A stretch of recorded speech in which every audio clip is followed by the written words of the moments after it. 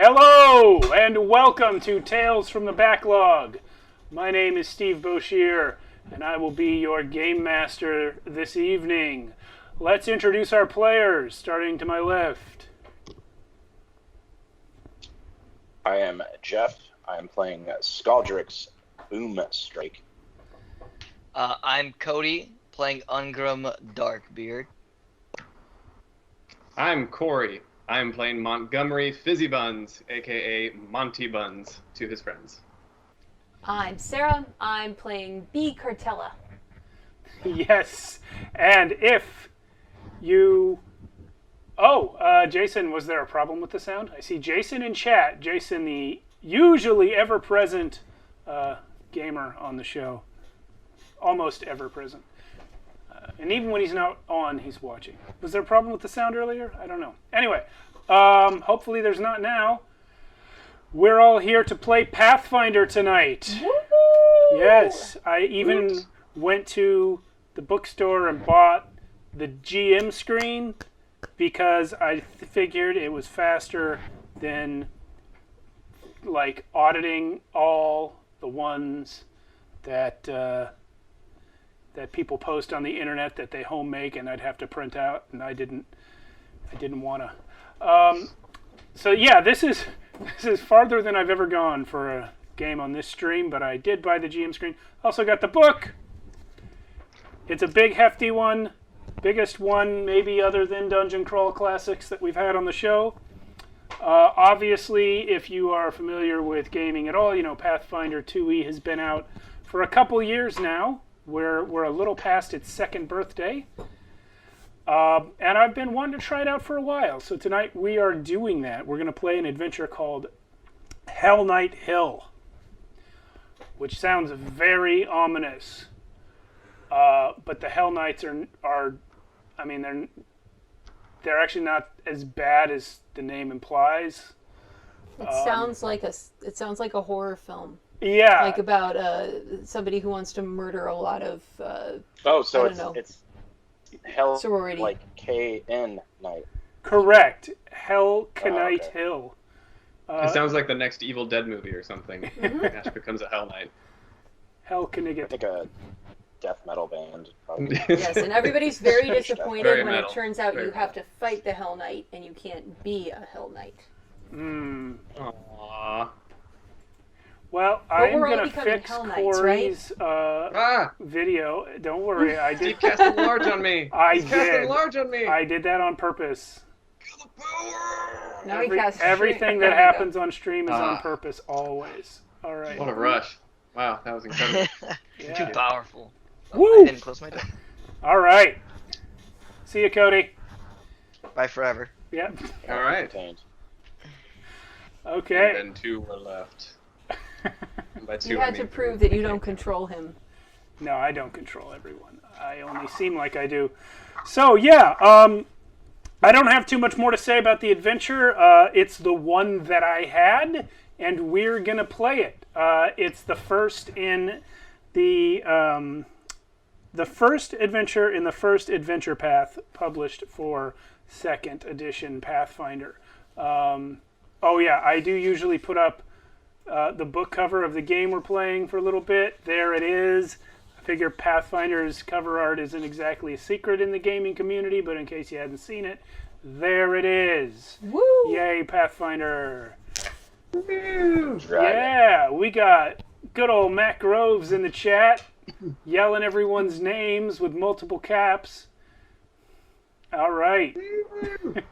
Hi, it is me. Another frequent cast member of the stream who is not on tonight.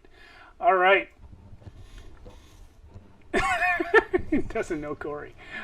I don't know you either, but woo! But soon you will. Yeah. Making new friends. All right. Well, I would like to tell you guys about a little village called Breach Hill. This is... Oh, here's some geography stuff. I know our resident archaeologist up there is asking about some of the setting information. Located in the foothills of the Five King Mountains in eastern Isger, Breach Hill is a thriving town of about 1,300 inhabitants. Most are humans. Hold on, I'm going to put up a map, actually. I got a Breach Hill map for you guys. Ooh. Yeah, it's fancy. If only I can read this tiny font from across the room. There we go. It's pretty small, but I will blow it up as needed when we get to where we're using it. So most of the residents are humans. There's a notable population of dwarves, half-elves, and gnomes here as well. The town predates its most notable landmark, which sits about a mile to the northeast, high on low-rising Hellknight Hill. It is Citadel Alterin, the foreboding but now abandoned fortress that was once the home of the Hellknight Order of the Nail. Now, you guys would know, it would be common knowledge in the setting, that the Hellknights are a lawful evil or a lawful neutral order. Individual members can be of any lawful alignment, but they are an order of warriors that seek to expand the influence of law and order. They call themselves the Hell Knights because their hierarchical structure is inspired by the devils of hell, whom they perceive to be pretty solid examples of how you should run an organization. Yeah, it is a non-religious organization called the Hell Knights. And they have a citadel that they don't really use anymore, that's been abandoned for many years, that is nearby. It sits on top of the hill, and that is why the hill is called Hellknight Hill. The citadel itself is called Citadel Alterin. And the specific order of Hell Knights that was there was called the Order of the Nail.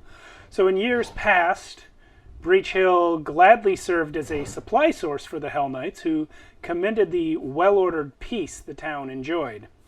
But 8 years ago, when the Order of the Nail fully retreated, the last guy left Citadel Alterin in favor of the Order's new home in Varesia. Breach Hill's inhabitants simply shrugged, continuing in their agriculture, crafting, and bartering that had always sustained them before.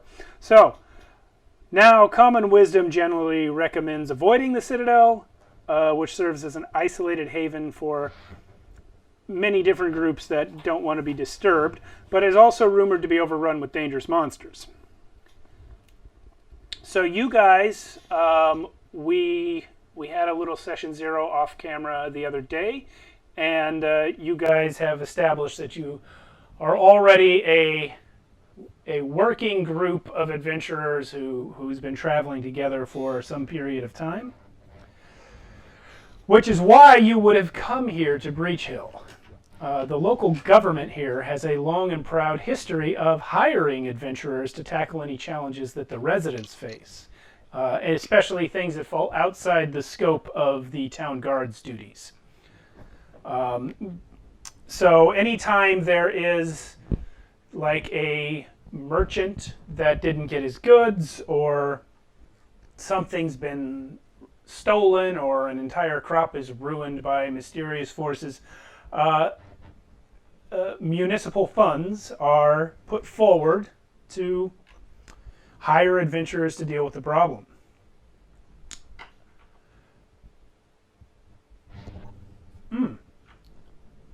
Rats in the basement, that kind of thing. That kind of thing, yeah. Rats in the basement. Sorry, I stopped talking for a second because I noticed in the chat that Kenny's there saying he's getting an echo all of a sudden. You know, sometimes that happens with the loves. Are you guys getting an echo on Skype from us?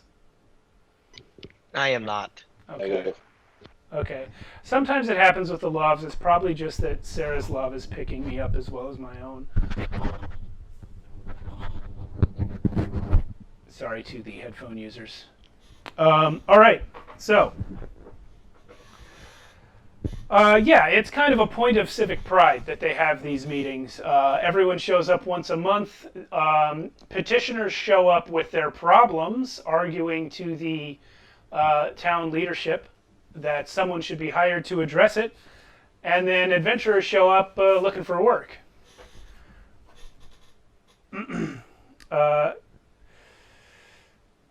So that is why you guys are here. It's called the Public Call for Heroes. And you guys are standing outside of the town hall right now with about 40 citizens of Breach Hill.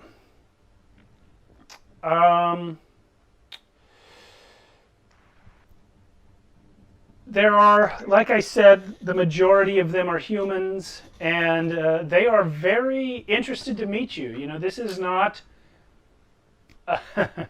this is not a typical, adventurer hating town where everyone distrusts you. This is quite the opposite. You guys are like local heroes just by showing up and saying you're adventurers. You know, there are children that have been brought that want to meet you. It's like meeting firemen, when you take your kid to tour the firehouse. Like that's what these meetings are once a month. So yeah, there are a lot of people here, and they're walking up and they're shaking your hand. A nice woman who is a goblin actually walks up to you, Jeff, and shakes your hand, introduces herself as Warball Bumblebrasher, and asks your name. Why don't you tell us how you appear to her and what she sees when she looks at you? Sure. Scaldrix is a normal-sized goblin, typical, lanky build. He is wearing like the typical pair of like steampunk glasses on top of his head. Wearing boiled leather armor. He has a distinct lack of hair all over his body. Like some hair has been burnt off. Some has been attempting to grow back. You can tell that like if he does have any, it's just slightly coming back on his eyebrows. As well as he has a pack which just sort of emanates a stench of sulfur. And yeah, that's what I look like. So. All right.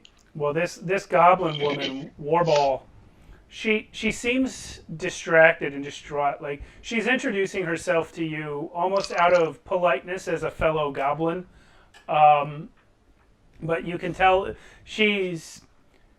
it doesn't take much insight to know that she is barely holding herself together right now. She looks like she's about to cry. What seems to be the problem? She said, my Bumblebrashers. I haven't heard from my Bumblebrashers. They might be trapped in the Citadel. Bumblebrashers. Bees? What is that? Bumblebrashers is my tribe. I'm Warball, and I'm the ambassador to the Bumblebrasher goblins of Hellknight Hill. They live in the Citadel. It's my honor to serve my fellow citizens of Breach Hill as the town's official ambassador to my people. I convey the town's concerns to them, and I advocate on the tribe's behalf to the town. I'm here today because I haven't heard from them in over a month. We typically have a meeting every 2 weeks, and the tribe leaders haven't shown up.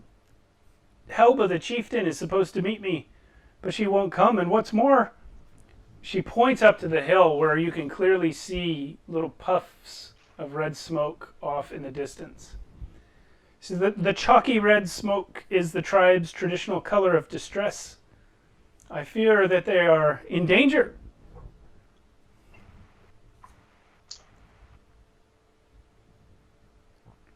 Wow. How progressive of this village. You can have liaisons with the tribe. Very forward thinking. The Bumblebashers are peaceful. You will not find the people here to be as intolerant as some other humans and dwarves are. Oh, I'm sorry. I didn't mean anything by it. What is your name? Ungren Darkbeard. Oh, and We were headed up to the Citadel anyways. There are a lot of things I wanted to inspect, see what the old Order of the Nail did and lived there. A lot of historical records to retrieve. oh, well, that would be great. You're an adventurer too, Mr. Ungren? Yes. And what do you look like as she looks at you? Contrary to the Avatar, I have like I actually have like gray or like really like light colored hair, which is really odd for a dwarf. Except you couldn't tell because of how much dirt is caked onto my beard and like in all my hair from crawling through like catacombs and and caves and whatnot, getting like really into the work as an archaeologist. On me you see a lot of trinkets from old ruins, old cultures. I actually have like a humanish skull on mine, on my like belt. That's like kind of small. It's kind of looks a little strange, but you know it's from. I tell everyone it's an old Tomb King relic, and it's cursed, so don't take it. Okay. All right. Are you two traveling together, Mr. Darkbeard and Mr. Boomstrike? Are you traveling together? I think he's following me. I will, at this point, insert myself into the conversation, if I may, and shove in and throw my arms around these guys' shoulders when it's more like this. Yeah. Be like, we're all traveling together, man. Monty, get in here. Get in with this action. That's right. Adventures at any size. That's who we are. Well, you all seem to be about the same size. Oh, no, I'm much taller than the gnomes. As you mentioned my name, you see that I'm just flipping through a book and I say, yes, right here, and I have a little monocle held up. So, not always do I use it, but sometimes in very particular circumstances. And I say, yes, so you do know that red smoke could be what you combine when you have beetle hide as well as a little bit of dung. If you combine those two things together, it creates this really nice red smoke. It could be that on the hill that you have seen. Oh, excuse me very much. Montgomery Fizzy Buns. Nice to meet you. Well, yes, that's exactly how they make the red smoke, yes. I'm going to interject with Monty there and say, you know that it needs to be warg dung, right? Can't be any dung. Not some common dire wolf or white wolf. Has to specifically be from wargs. I'll have to make a note here. Yes. That's it. We bring a lot of brains to our operations. The shortest and the smartest adventuring party out there. That's who we are. I don't know. We had a group of all pixies come through last year. What? They weren't very smart, though. Well, there you go. See, we balance. It's like it's like one of those graphs where you can be really high on one thing but really low on another. We're like high on both, or I guess low on height and high on intelligence. That's us. My friend Donatella said you can't fit very many brains in a pixie head. That does sound a little quite a good jest. It would be hard. They are quite small. I see the joke. Yes, it was just a joke. Yeah. I get it. Delightful. How many of your tribe are missing in this citadel? 20 of them are about, plus their children. They live in there, you see, but they haven't come out, and I can't go in. It's much too dangerous to go in by yourself. Monsters live in that fortress. That you mean to tell me your people coexist in a monster-infested hive? Well, mostly animals, but yes, some creatures of other sorts. A whole tribe of Bumble Brashers is perfectly safe, usually, but now I fear that may not be the case.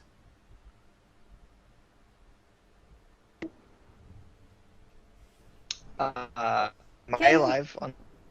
Yeah, we got you. You're a little broken up, but we got you. Blip. I had a blip. Cody's out. Oop. He'll come back. I just keep going with it. I just keep going. I'm just gonna listen. Someone else respond. Okay. Well, at this point, she says, the meeting is going to start soon. If the four of you are adventurers, hopefully the council will hire you on my behalf. But please, there's a system in place for a reason. We'll come into the meeting. They'll listen to my petition, and if you're up for the task, I beg you, please offer your services to the council. You might be my tribe's only hope. Well, even if the council doesn't approve, we can just come right back out and work with you directly. Well, yes, but I'm afraid without the municipal funding, I couldn't afford to hire adventurers myself. We have an excellent pay-as-you-go plan. Go where? Yes, We'll work it's on called that. all at once. Pay as we go. We go and then people pay us. Well, normally we pay after you come back when the job is done. Yes, So we there will be go payment. from the place that we were back to here. There so will be to payment you it's if coming the- back. To us it's going. There will be payment if the Breach Hill Council votes to fund my petition, as I said. But please, let's go in. They're Okay. opening the doors. So yeah, at this point, that is what happens. The doors get opened. Let's take off Breach Hill. Where's the logo? Let's take off. Can Corey and I have a minute to introduce our... Yes, I'm sorry. Oh, no you worries. guys were in the conversation Yeah, we so just long, jumped I forgot in, you yeah. hadn't done it. But let's go ahead and do that. B, why don't you describe yourselves? Well, I am, as we are all kind of shuffling in, I am going to make as much space as possible with my elbows and my pack. I have a halfling. I am half size. I dress very simply. I am barefoot. I have, my pack is almost as big as me, and I am hefting it with surprisingly little effort. And it is decorated with all of my fancy cookware that I have dangled from one side and carefully arranged so that it all clatters together in a very pleasing melody. As a side note, I actually do not travel through the wilderness like this. Like I travel silent when we're out in the field. But when we come into a town, I will stop and move all the cookware because I think it makes a nice sound. And I really want people to notice us and me, but mostly me, but us. Okay, and Monty Buns, how about you? So Monty, he looks maybe like your typical adventuring gnome. Not like so much of a fighter because he's a wizard, a gnome wizard. He has the most thing to note though is he has a blue lab coat on that he usually always has on him, and the collar is popped. There's a collar on it, and it's stylishly popped. And his hair is a rather bluish tint as well. Blue is like his jam. That's like his color. All right. Well, so I've pulled up the tabletop camera here. What we have here is the town hall. There's about 40 people in the who filed in with you guys and have taken seats at the benches here. Now I've done my best with miniatures. This will be Scaldrix. He is yellow instead of green, and he has a spear instead of a bomb. That's the way it is. This is going to be Ungren. He's fairly accurate, actually. He's got a crossbow and a dark beard. Here's Monty Buns. He has a book, and he's short, so I figured that's good enough. And here is B. I'm afraid I was completely without unarmed female halflings, so you have a sword. But, I don't have a sword or a shield. I am noticeably mostly unarmed, other than a couple of simple dagger, simple sling. Yes. at my waist. Oddly enough, the random character images I found in the Pathfinder PDF are Accurate. somewhat more accurate than the miniatures I chose. This is what I look like. Yeah. Okay. Oh, Yeah, mine's pretty close to what I was picturing, honestly. yeah. Okay. Well, And I I didn't even use them. Oh, I'm it getting looks all like kinds of- we've been booted off Skype. Well, we're still on the stream, but it's just me and you. Oh, all right. So I'm going to get back on. Skype has been unreliable lately. I hope Microsoft doesn't get upset that I say that, but like the last 3 No, I think those two dropped. Oh, there we. Yep, it was us. The last several Skype calls we've had a number of problems. I think we may have to move to a different system. Well, there in the goes our future. sponsorship with Microsoft. Yeah, all that money they were mailing us. More like micro hard. What? I Now, don't know. somebody tell me why Scaldrix and Ungren have traded players. Yeah, I noticed Oh. that. What if I do this? And That sizes does too. nothing. Okay. My everything is frozen. Yeah, oh, we're frozen on gosh. Skype, but not on the stream. Yes. It's a magic trick. Skype! Sky. Yeah, this swapping of feeds happened during Tales from the Loop as well. There we go. Let's Okay. see. I shall... I'll play Scaldrix, and I'll be Yes. Jeff. I don't know that you can It's- pull off Jeff. It's like a freaky Friday. Everybody, yes, I was gonna say it's everybody swap character sheets. Okay, so this one says Cody, but is actually Jeff. I'm going to make it be Cody again. Okay. Be Cody. Okay, double Cody power. With Cody. Now let's My get My God, it's replicating. now let's get another Jeff back in here. All right. Which one? While Steve's working on that, Yeah. have you been sitting at home thinking, gosh, if only I had digital art of my character or my character's party? Did you know that Steve will create some digital art for you? None of my digital art is featured on tonight's stream, but if you watch our Friday night stream, it's all over that one. That's right. Yeah, hit me up. Mighty Works Character Portraits. I take commissions. But let's get back to the scene. So you guys have come in. Actually, a sponsor. Everyone has filed down into the benches. They are not actually a well-armed mob of warriors as they appear. It's actually just townspeople. Some of them look like townspeople, but you know, my non-combatant miniature collection is only about 15, and there are 40 people here. So as everyone's seating and the chattering is starting to get out of hand, there is a sharp rap from the gavel on the desk in the center at the front. So camera placement here is behind the town council. That lady in the center has rapped the gavel. Rap. She is a stern, dark-haired woman with a deeply furrowed forehead and kind eyes, who brings the assembled crowd to a hush. She says, "Welcome, neighbors and friends, to the Breach Hill Town Council's monthly call for heroes. I am Council President Greta Gardenia at your service. On behalf of my colleagues beside me, I promise you all that we will hear and consider today's petitions with the utmost discretion and care. There is no existence without community, as our town charter says. Today, our agenda includes one petition. Miss Warball, our very own ambassador to the Bumblebrashers of Hellknight Hill, requests the help of heroes for a matter of utmost importance. Let's hear her concerns in her own words, shall we? Miss Warball, here, this can be Warball. If you want to put her down, Sure. she walks up the carpet and addresses the town council from the bottom of the step. There's one step up onto the dais. She addresses them from the bottom of it. Esteemed councilors, it has been more than a month since I have been able to contact the Bumblebrashers. I fear that something terrible has befallen them.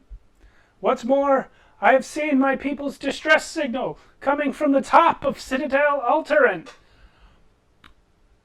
Before Warball can continue her petition, the door over on the western side, it's actually a little bit off camera, but that door right there, can you turn the camera a little?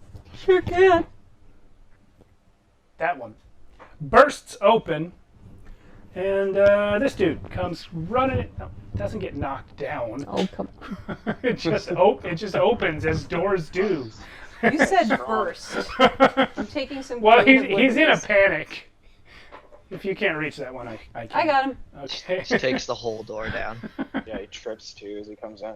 It's actually quite a panic because he comes in with a lot of black billowing smoke and flames following him, and he yells, "Fire! There's a fire! Everybody flee!"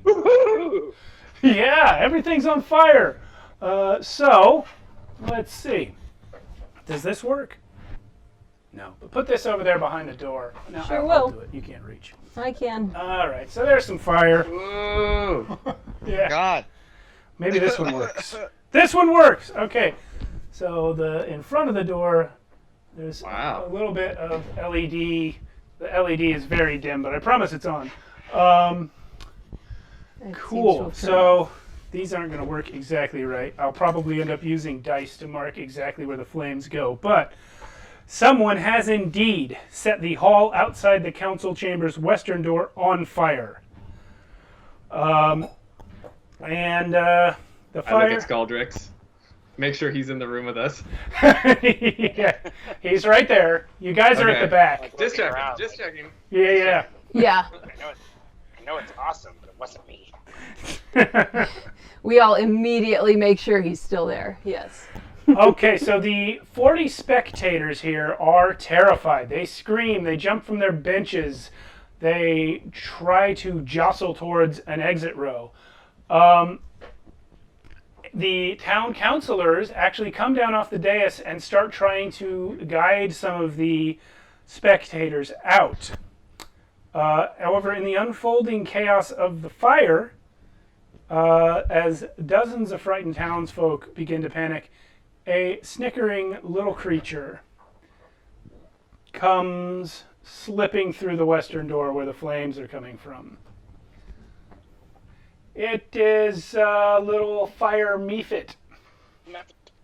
Mephit. He has come in, and he's breathing fire on things. So let's go ahead and roll initiative. Who knows how to do that in Pathfinder? Not me. It is a perception check. Oh. Yes. Your perception determines your initiative. Fascinating. I don't have that. Oh. You don't have perception? I can't don't. It's not in my say. skill list. Yeah. You're the it's Helen not. Keller of dwarves. There it Perception. is. It's under or class DC. I found it. Okay. Okay. All right. So, I need to roll for I the. perceive I'm not that quick. The act. You're too busy staring at Scaldrix. Yeah, I'm too busy looking around. All right. I am a handsome Okay. goblin after all. When you're ready. Okay. The Mephit gets this number. Monty Buns, what you get? 7. B? 17. Oh. Scaldrix. 10. Ungren. 21. Okay. And the fire gets to roll. This is wrong PDF. This is the thing that that D&D also does, where they tell you that a certain creature is in the room, but you have to own the bestiary to look up the stats for that creature. So I'm flipping between PDFs here. Let's see.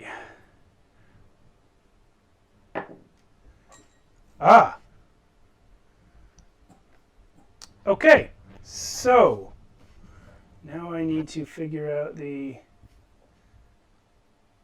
Yeah, all right. So we're going to be a little fast and loose with the spectators, but here's how this is going to work. You guys are going to get turns, the fire gets a turn, and the Mephit gets a turn. 20 of the 40 spectators are being successfully assisted out of the room by the town councilors. They are saving people, but some of them, the other half, are too scared, or they have become disoriented or paralyzed with terror or something, and they're just not leaving. You guys have the option to rescue these people. You may rescue 2 spectators at a time out the room's southern door, which is this one here. Yeah, Here. that one. You can take them out that way because there's no fire there. It takes you have to be on the same side of the room as the spectator you're trying to save, and it takes 3 actions. As you know, if you studied the action economy of this game, 3 actions is your turn. It takes 1 action to locate a spectator that needs assistance, 1 action to calm them, and 1 action to escort them to the exit. You can do this with 2 people at once. Okay, so every turn you can save 2 people. Things are going to get worse, though, because the fire is spreading, and the Mephit is helping with that. So,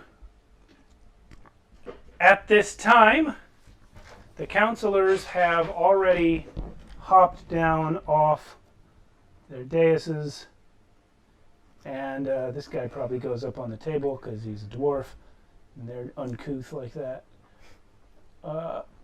And they are starting to rush down and help some people out. The highest initiative is Ungren Darkbeard. You are here. Okay. What are you gonna do? I will use my first action to hunt prey, so hunter's mark, essentially the Mephit. Okay. And I will use the second action to. Was it within 120 feet? Oh, And do I very, have very generally much clear so. line of sight. Clear line of sight? No. There are half the room full of people between you and it. However, how far can you move? 20. Okay. 20. Okay, you can't quite get there in 1 move. You might have to spend 2 actions to do it. If you were to get here, way off to the side, here's the Mephit. Here's you. All those people Let's are in just between. okay. If I just move 20 feet straight in that direction, Yeah. what would the like bad stuff for trying to shoot through a crowd of people? I would call it. Okay. I am gonna ignore any suggestion that the people in the way might get hurt somehow, and just call it cover. Okay. So, yeah, from where you are, it's greater cover, which is +4 to the creature's AC. If you were to move that 20 feet, it would reduce to just regular cover, which is +2 to his AC. Yeah, but then I couldn't shoot, so I'm gonna shoot. Because I have crossbow ace, I get a +2 circumstantial to my roll because I hunter's marked him. Okay. Which means I got a +9 on this dice roll. Okay. 16 + 9, 25. 25 hits. Oh, Okay, wait. now 25, but then, yeah, that hits even with his cover. I'd hope so. Holy smokes. Yeah. I know I'm new to Pathfinder, but if a 25 misses at level 1, I'm gonna cry. So I get a D8 for precision hunter thing, or Okay. ranger thing. And then because I took the class feat crossbow ace, my normal D10 heavy crossbow dice is bumped to a D12. What do we got? Oh, that is some good damage. 9 + 8 is 17 plus 4. Is it plus just dex to damage? Sure. Yeah. So combined 20 damage. Yes. Combined 20 damage. Yeah. Let's see.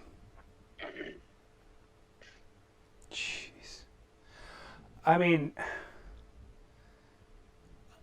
okay, I know we're all new to this game, but that was the first dice roll of the game, and you have one shot at the creature. Woo! I really hope we're doing this right, because the amount of Okay. If without the +4, is it still a What? kill? Without the +4, yeah, he has a very low hit point total here. Oh, okay. Yeah. I'm a little unconvinced that I'm actually supposed to add 4 to that, but What was the total? It was it was 20 combined 20. combined 20. Without Yeah. knowing like the meta or whatever for monsters, Mephits are just like little Yeah. imps. I think they're like quarter. Yeah, but the way that either like quarter or half challenge. the thing that's giving me pause is the way this encounter is written makes me think it's supposed to be like a process to beat this dude. But you have killed the Mephit. He's gone. You can go ahead and pull him off. Yeah, well, Sarah. I'm a sniper, and I didn't Sorry. want to give the goblin a chance to spread more fire. Yeah. I'm being totally honest. Yeah, like I mean, if at this point, why even bother trying to put it out? yeah. All right. Just Alex. shoot the fire. Just shoot the fire, guys. Apparently, crossbows solve everything. All right. Well, In Pathfinder, you shoot the fire. so Ungren, was that 3 actions or 2? Because you marked him and you shot him. Move, strike. Oh, you did the move. I didn't Yeah. move your token. Oh, sorry. There we go. That's good enough. Cool. So, I'm going to go ahead and cross off the Mephit, who dies laughing, because that's what he does. He's supposed to, like, heal. Like, he gets 2 points back if he's touching fire at the start of his turn, but you didn't give him that long. Heavy Just no. crossbows do some damage. All right, well, everyone witnesses Ungren Darkbeard without hesitating yank that crossbow off his back, somehow have it loaded in a split second, and blast a bolt right through the crowd directly into this Mephit's chest, just center mass, within seconds of the creature appearing in the room, before anyone's even had time to flee from the fire. The whole room full of people witnesses you do this, and they're just stunned at your competence. So it is now the fire's turn.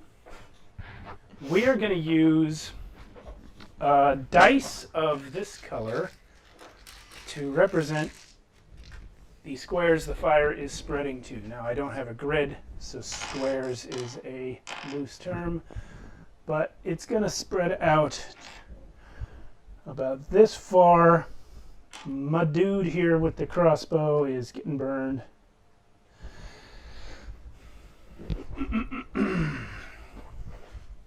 Where'd I put my book? I believe it is B's turn next. Yep, it's 17. So I'm assuming there's no way I can get to the guy that's being burned and help him. Like, if I want Of course to you can. be getting people out. Hey, Hello? we have been raided. I didn't see that happen. I might have been looking away, but thanks for coming, guys. Mechiked, I think I'm pronouncing that somewhere in the neighborhood of correct. And friends, we appreciate your coming. Yes, real people playing around a real table. Although only 2 of us are actually in the room.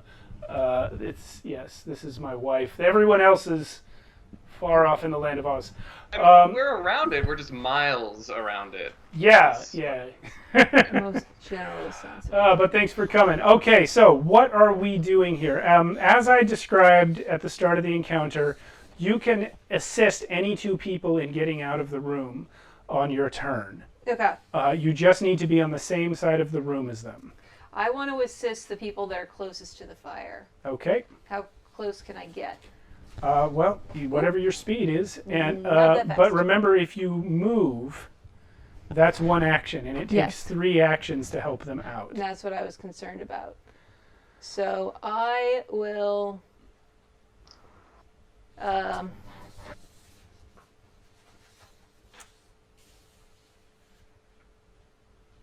see. So how?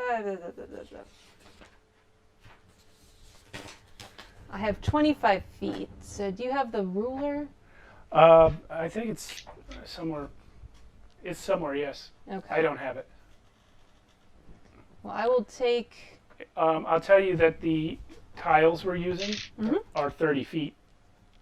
Oh, okay. So like each of these is 30 feet. So yeah, I can get about halfway down the aisle in one movement then. okay, that puts you on. Yeah, it puts me right here. Oh, there you are. Yeah, so so yeah, from that here is to here. that. If you were here, right? Mhm. You were already on the same side of the room, Yes. so you can help him out Great. I would like to do without that. moving. I will help him out without moving. Okay. And yell to everybody, come on, let's go. Okay. So I got these two. Yes, my and two. so one action to locate them, which you've done. One action to calm them, and one action to get them out. Calm Takes up down 3 and actions. get out. Out Yes. they go. Bye. Cool. Okay, they're out. I see Cody in the chat telling everyone that I make all the set pieces myself. Anyone who has been gaming since the early 90s will know that I didn't make the doors. But yeah, everything else. I was gonna ask. Yeah, those doors. Those hero Those are quest hero doors? quests. Those are hero Yeah. quest doors. Yeah. You know, like I keep wanting to make doors that like look better and like match the rest of my terrain, but it's low priority because I've always got hero quest doors. And they work great. Yeah.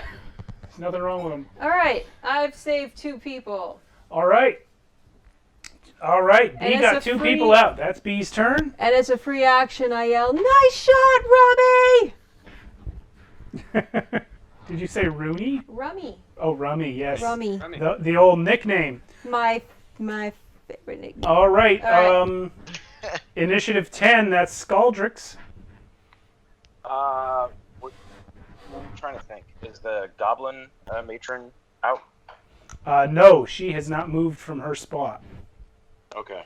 I think I'm gonna focus my energies on trying to get her out. Not because I'm a good person, but because she's kind of the one who's gonna make sure we get paid if we take this on. So. Fair enough. All right. You, as I said, can help 2 people out with your turn. Who is the other person you'd like to help out? Remember that? I don't know. I can't tell if it's a blonde person over. There we go. Yeah, whoever that is. All right. That guy looks pretty beefy. He's probably embarrassed that he can't move on his own. Yeah, help him out. So. And that's what I'm gonna focus on. All right. So we're sort of abstracting this, but yeah, these 3 actions involve you going over to them, grabbing them, and getting them out the door. Yeah. I don't think throwing a grenade at the fire is the right answer. So. Is it an adhesive grenade? Do you have anything to put out fires, given the number of fires that Scaldrix Yeah, starts? that's what I was gonna. No, I carry either electrical grenades or explosive grenades. So. Shit it with an accelerant. I think that's what we need. Let me see. I don't have any kind of smothering agent. Sarah, will you Yeah. please look at your character sheet and read me the list of skills that are on a character sheet in this game? You got it.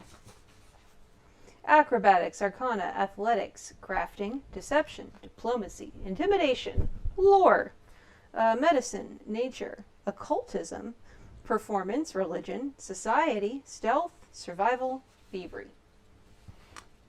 Okay, anyone want to give me a society check? Not me. Society. Yes. Do any of us have any society skills? I I do. just have a buff. Hey! Yeah, I do. All right. Phantom NJ in the chat. I have written that down. I'm going to look it up. Thank you for the suggestion. All right. Give me that society check. Oh my god. That's another 3. That's a 7. Okay. I rolled my dice twice. My die twice, and it's been a 3. Was that? Oh, that was you, Corey. I could have sworn it was Jeff's voice I heard. Okay. Well, you don't remember on your own, but Scaldrix, as you are helping your goblin friend out of the room, she says to you, the wells outside. And let me find the map. The whales? Yes, the whales. There's Breach Hill, as we saw earlier. Dang it, that's not the button I wanted to hit. So there's Breach Hill. And you remember now that she has said this. See, there's the town hall where it says Breach Hill Town Hall. And right outside in that monument circle is a whole bunch of wells with cranks and pumps. Now, it's too far to get away and to get there and get back in one turn. But you can go and try and get some water and see if you can put out this fire. Alternately, you could maybe suggest some other course of action to get that water in here. So effectively, I've gotten her outside with a few other townsfolk that have been evacuated. I'm assuming you are still inside, but that she said this to you as you got her out the door. Okay. I'm going to run outside with her as she's saying, the wells, and try and get a bucket brigade going. All right. With anybody that's been, evacuated outside already. Whoever's still able-bodied enough. Okay. So you guys have defeated the Mephit, and you have gotten some key characters out of the room. So at this point, the fire is going to continue spreading every round. It will increase by 50% size unless something is done to fight it. Skaldrix here has hit upon the most effective way of fighting it, which is the bucket brigade. It will take 15 people to form an effective bucket brigade. So the rest of you are still in this room. You got 2 people out. Mm-hmm. Skaldrix got 2 people out. That's 4. 5 counting Skaldrix himself. So we are now on Monty Bun's turn. What are you going to do? Yes. So Monty Buns kind of snaps to and he goes, "Oh, there's a fire. We need to extinguish this." He was still preoccupied seeing if there were any fans of his book to be signing in this town. That's right. That's a side story we'll get to later. Okay, thanks for letting me know that in the middle of the game. Go on. Yeah, no problem. This is great. Your character has a multi-level marketing. I'm trying to justify why he didn't act faster because freaking 7. Anyway, he's just gonna start getting people. I'm just gonna start getting people, and I'm gonna shout to the. Wait, do I know Does Monty know Skaldrix is doing Bucket Brigade? No, you don't know that yet. Okay, I'm just gonna get people outside. Whoever I can get to that's closer to in danger. Okay, yeah, you're here. You could easily get these 2. Well, if you want to get people that are close to danger, you'll want the people at the front. So I'll say you can get these 2. Sure. And the town councilors, as I said, have been getting people out themselves. So I'm going to remove some additional people from here.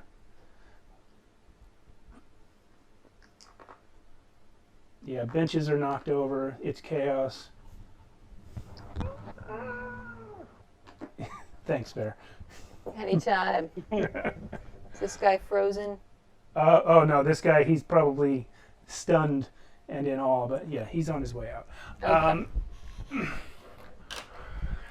Yeah, he just he tripped pretty hard on the way in, so. That carpet, by the way, used to be a runner on a giant table in another game. I was looking for a carpet, and my printer wasn't working, and I was going to print a carpet, and then I was sitting here, and I was like, oh, look, a carpet. That's perfect. Yeah. Cool. So, that is Monty Buns, and we're back to Ungren Darkbeard. What are you going to do next? You've already murdered. Is the fire exactly as big as it is? Yes. The fire's turn is right after yours. It's going to get bigger in a second.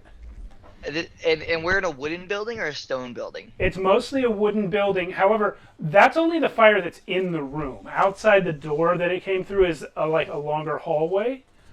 So like that part of the building is more on fire than this room. It's spreading in. Do I have enough movement in 40 feet to make it to the door to close the door? The door that is in flames? Yeah, that was open. No, like the door that the guy opened to come into the room. Yeah, you could maybe get to it 40 feet. Let's see, you're here. No, you can't get all the way to it in one action, no. Can I get... Okay, how much do I have after... No, that's 2 actions. About 60 feet. Then, yeah, if you do 2 actions, you can definitely get to it. No, 2 actions is 40 feet, so 3 actions is 60 feet. Okay. Oh, okay. Okay, well, either way. What I'm attempting here is not very smart, but it is something I learned as a lad in fire safety from the fire department.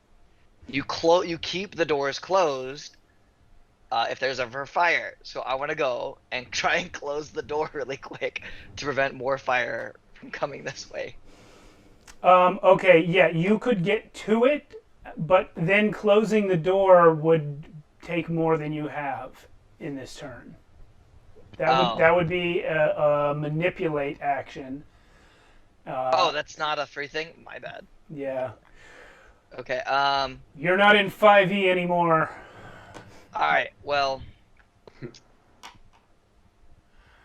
Yeah, I just gonna get the 2 closest people to the fire, and I'm kind of just gonna toss them, even though like it takes all 3 actions to... Oh wait! Yeah, I'm gonna find them and just like throw them instead of like taking time to like calm them. They're humans. Oh, okay.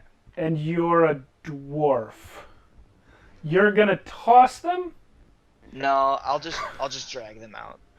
Okay. It's reclaiming the dwarf toss.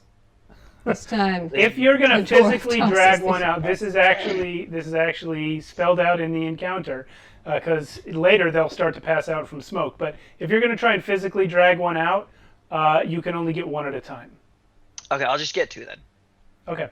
I'll do the regular thing. Do the regular thing. All right. All you of got my these ideas two. were shot. Sorry, bud. I know You it need, happens all you the need a time. grappling hook. You Yeah, just, like... you're not the Flash. Decanter of Yeah, that's endless all. water. Okay. Great. Okay. I Yeah. don't. So the Where is fire. my decanter of endless water? Different game. Yeah, different game. Higher Fire level. is expanding. I'm gonna need another set of decanter of dice endless to water. expand it further. You know what? I'm just gonna use the smoke here Yeah. because the fire is now big enough that this will accurately represent it. I don't think shutting the door is going to do anything. It's fine. I'm very aware that like that only works if the fire has not spread to the other side of the door, but that doesn't mean I wasn't If gonna the do walls around the door on fire. it. Yeah. Well, what it would do is separate the fire in here from the fire out there. They wouldn't be able to communicate. I mean, the fire does have its own initiative, so we don't know how intelligent this thing truly is. Can I shoot it with a crossbow? It is B's turn. If B has a crossbow, go ahead. Technically, you could. shoot B it with a has no crossbow. B will not shoot at the fire. What I was wondering, and you can tell me if this is a waste of time, and if it's is I'm wondering if B can do anything to stop the progress of the fire internally by looking for curtains or tapestries on the wall nearby that haven't been burned yet, yanking them down and beating back the flames away from where it is getting close to people. Unfortunately, there is nothing in here that is useful in that way. Okay. Well, then B will continue to rescue 2 more people. I will find them. I will calm them by shouting, "You're being rescued! Get out!" It totally works. and clanging some pots at them. Like, go, go, go! Like it works on little forest creatures. It should work on people. Alrighty. Clanging pots and pans is a surprisingly effective technique in a number of social situations. This is why B has 0 in social. All right, so pick 2 and take them out of the room. I'm taking these 2. This is what you learned in cooking school? This is what I learned in the Cutlery forest. This is what I learned in the forest. All right, Do we you are. have a decanter of endless salt? Sadly, no. That's yes. If this were a grease fire, yeah. What would it take to put out a magically started fire? Salt for a grease fire, Magical water water. for a regular fire.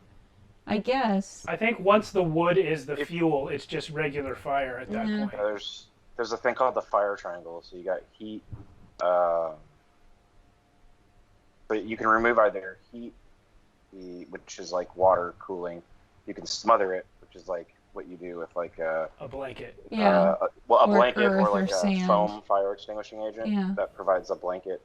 Or you can deprive it of oxygen, which is like what Mm. a CO2 fire extinguisher does. Yeah, I So it like to actually imagine this is the displaces the Oh, sorry. I like to imagine this is Yeah. the conversation we're all having as Pretty this early, yeah. as the building is burning Unless around it's, us. unless it's a fire that's made of metal, and then in which case it's not the fire triangle, it's the Yeah. fire.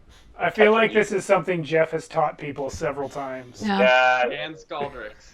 Yes. Scaldrix has never taught this to anyone. Scaldrix is enthusiastically lecturing people on the nature of fire. Yeah. As Foxy he would be the one to escorts narrate them out of all the- this as Scaldrix is doing all these fires. All right. Scaldrix is just interrupting with, "Yes, fuel is great." My It is Scaldrix! Scaldrix's turn right now. This So is what are not you the up to? time. outside, as I'm trying to rally the townsfolk here, is there a bell ringing or anything like that yet? Trying to get the rest of the town's attention.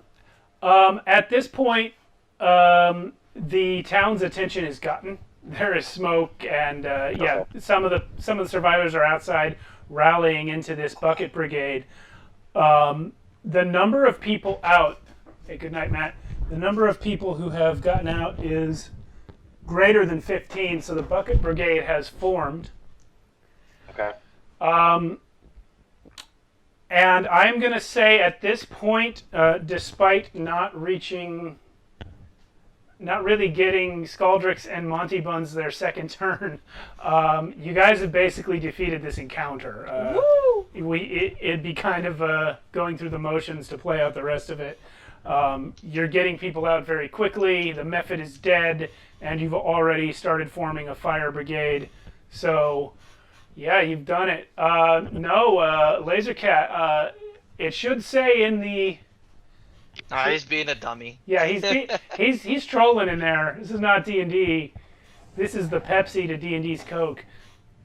It is the Pathfinder. I know. Anyway, You're your Ice cold Pathfinder. an ice cold Pathfinder. Yeah, I can do that. Don't worry about it. So congratulations. This is true D&D. Congratulations, you guys have saved the town hall. Every single member of the community has gotten out safe. One guy got burned, but... Oh, Sarah, you're not allowed to play. Alan says this is man's D&D. Okay. I'm not really sure what he's talking about. Well, none of us are playing humans, so That's true. yes. So we all lose. Yep. We have all lost to D&D. You have all lost D&D. It's a good thing we're playing Pathfinder then, right? That's right. So the fire is doused. All of the spectators are out. A couple of them who were standing closest to the door when the fire burst in got burned, but they are not dead. Greta Gardenia, the leader of the town council, is looking around, hugging some of her townspeople, while others wearily clap her and the other counselors on the back for saving their lives. She says, "What manner of madness just happened? This can be no accident. Did anyone see anything?" One of the guards who was stationed outside before the fire began, raises his hand and says, "Aye, the clerk saw everything. It was Calmont, the bookseller's apprentice. He lit the fires in the halls next to the chamber, and he set that monster loose on the crowd." A second guard shouts in assent. He says, "Indeed, and witnesses outside the building saw him run towards Hellknight Hill." So a surprised and worried wave ripples through the crowd at this information, including Warball's distinct voice, who says, "The Citadel!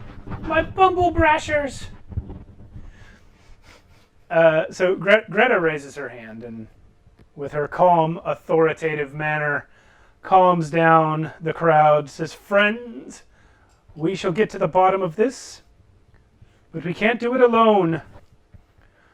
Who are the heroes in attendance today?" Heroes. Are you willing That's us. B. That's us. That's our cue. That's us.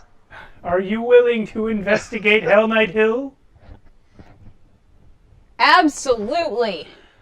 Indubitably. Yep. As the second tallest member of this party, I enthusiastically accept on our behalf. And yes. Scaldrix and B. I want you each to roll a D4. Ah! Is this like a height check? Yep. It sure is. I got a 1. I got a 2! You are indeed the second tallest Woo! member of this party. I love you, I'm like a Scaldrix. You're my head best taller than everybody friend. else. Yes.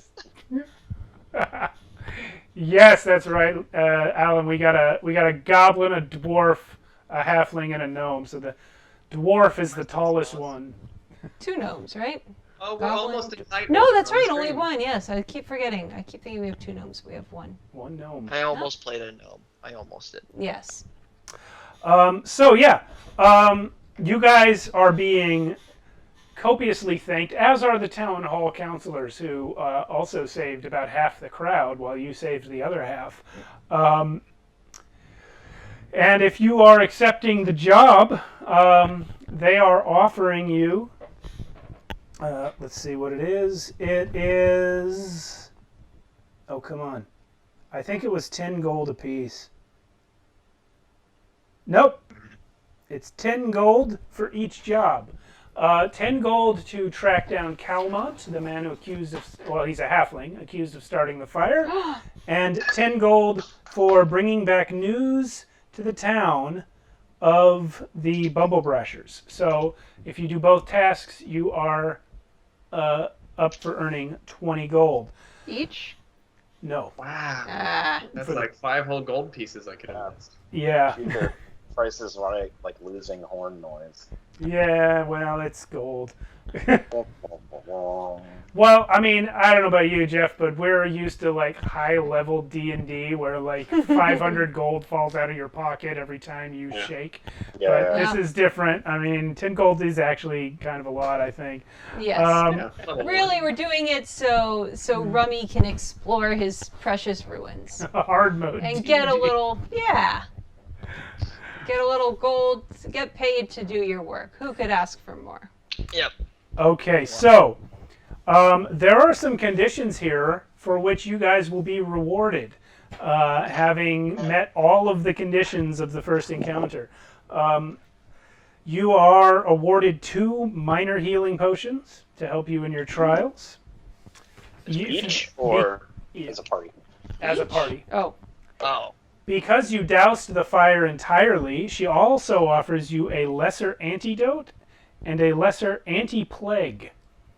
So you now have 4 vials of stuff. Don't get them mixed up. What is that last one? Anti-clay? Anti-plague.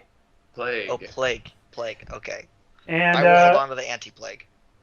she also awards you, because you accomplished both the saving of every townsperson and the dousing of the fire, she awards each of you 50 silver. Ah, Yay. that's very nice. Yes. That's a lot of silver. It It is. is. It's almost like you each got half a gold just for putting out that fire. And there was much rejoicing. There was much rejoicing. All Yes. right, so we are a little ahead of Good job. schedule. Yay! I wanted to get to this point by the break, and we are still about 17 minutes from the usual break time. So Let's break early. break early. We are going to do a 15-minute break instead of our usual 10. Reason being, you guys need to take a level. Whee! Woo! Yeah. So congratulations, you're all level 2 Pathfinder characters. Yay! Yes. We Yeah. did it. Multi-classing. Yeah. I'm just kidding. That's not. I don't even know if that's how it works in Pathfinder, but yeah, that was cool. I'm glad.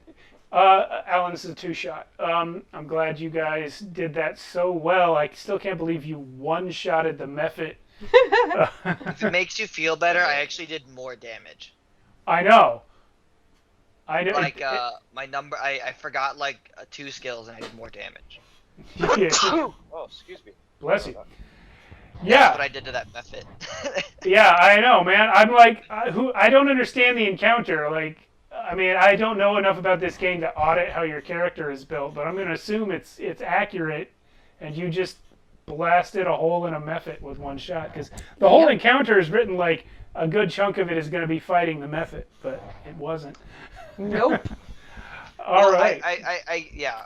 It's a D12, which they don't expect you to have. They expect you to have a D10, and I have an extra D8, which isn't uncommon, but you know. Yeah, but the creature had 16 hit points. I wonder if there's something in the system I'm missing that should have made it last longer, but I don't think so. I mean, I don't know, man. Hunter's Harkin, too. yeah, the So- stat block isn't that complicated. Yeah. Anyway, yeah, Totally so amazing. great work. I guess that's level 1. You guys survived it. They probably didn't want to overtax. This is like one of the first adventures released for this game. They probably didn't want to Yeah. make it too brutal. So we will come back after the break. It's 9:45 in California. We'll come back around 10, and we will see what happens when you guys reach level 2 and head up to Hellknight Hill. Woohoo! All right.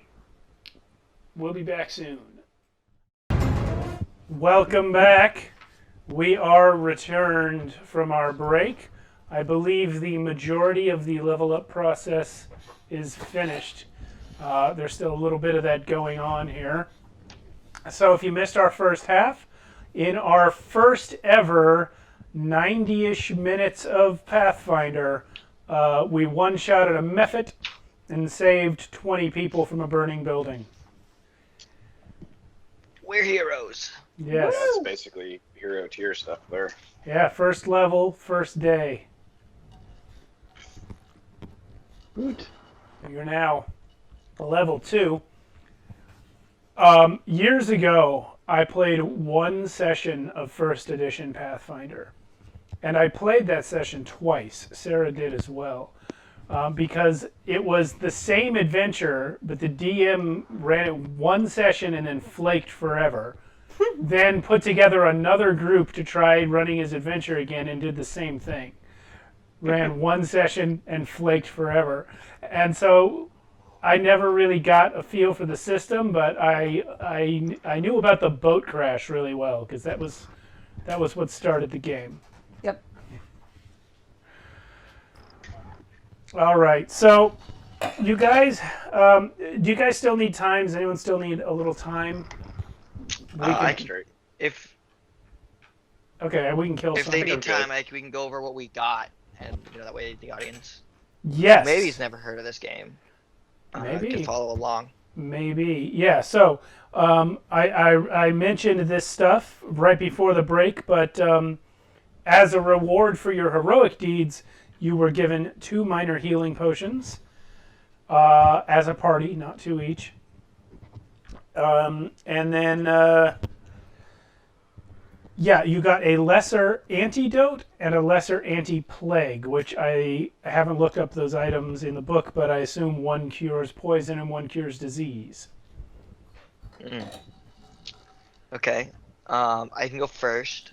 I took the skill feat Catfall, which Okay. at this point means I treat all threat fall, or no, all falls as if 10 feet shorter.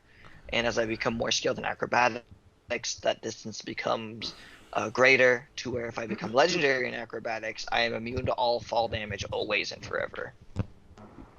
That's really cool. I like some of the ranger stuff in this game. I was really pleasantly surprised to learn that core rulebook rangers in Pathfinder 2e don't have magic, which means they're focusing more on like traditional ranger stuff, which is That cool. was my generic skill, Yeah. actually. Yeah.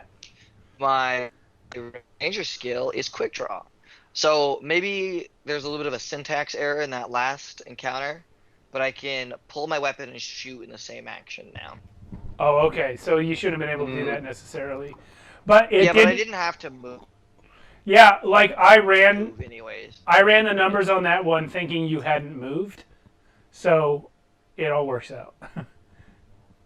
'Cause I thought we talked about you moving, and then I thought you decided not to. I think Cody's frozen. Well, Skuldrix, how about you? What'd you take? I took as my level 2 as my skill feat. I took pickpocket. I'm sorry. Did you say pickpocket? Pickpocket. Okay. And then, so what I'm thinking is that just for anybody listening or the meta aspect of it, you know how like in like it's the same check, you know, to like put something on somebody as opposed to taking something off of them. You're gonna put bombs in people's pockets. Right. Yeah. The ability to. My God. Put like a hand grenade in someone's coat pocket or something. Nice. Oh my God. gosh. And then demolition. I came charge. at the best part of that. You But you just hear like hand grenade and coat. got that Fallout perk. Yeah, I was gonna say. Yeah. Is it really? I was gonna say Fallout, but yeah, you can do that in Fallout. Yeah. I was gonna say the Mad Bomber, what bombs at midnight. The evil midnight Yes. bomber. The evil and midnight then my- bomber what bombs at midnight. Yeah. Class feat, I took demolition charge, which is basically if I have prep time, I'm basically like Batman when I have prep time with bombs. Right. It takes me 1 minute. I can attach between 1 and 4 bombs to an inanimate object within my reach, such as a chest, door, wall, or column. And it creates a hazard in one area. So basically, it like rigs a booby trap. Okay. That's what I got. That's pretty cool. I like how you're Batman but with bombs. That was. And tiny and green. I was just focusing on the prep time thing. That's all. Of course, prep time. I do hope Cody wakes up. He seems to have fallen asleep with his eyes open. How about Monty Buns? So I was just re-looking at stuff as everyone else was saying, and I think I came up with something I like better. So Monty Buns considers himself he studies necromancy, but he doesn't call it that. He calls it quantum healing, and so he is. Monty just took risky surgery. Yeah. Oh no! I looked at that. What does that do? I did not look at that. What does that do? I was wondering if you're gonna take it, Sarah, and I was like, I could do something else if you want. No, no, you take it. When you treat wounds, you can do. So the flavor is that your surgery can bring a patient back from the brink of death, but might push them over the edge. When you treat wounds, you can deal 1d8 slashing damage to your patient just before applying the effects of treat wounds. If you do, you gain a +2 circumstance bonus to your medicine check to treat wounds, and if you roll a success, you treat it as a crit. So you do him a bit of damage, but then the healing is better.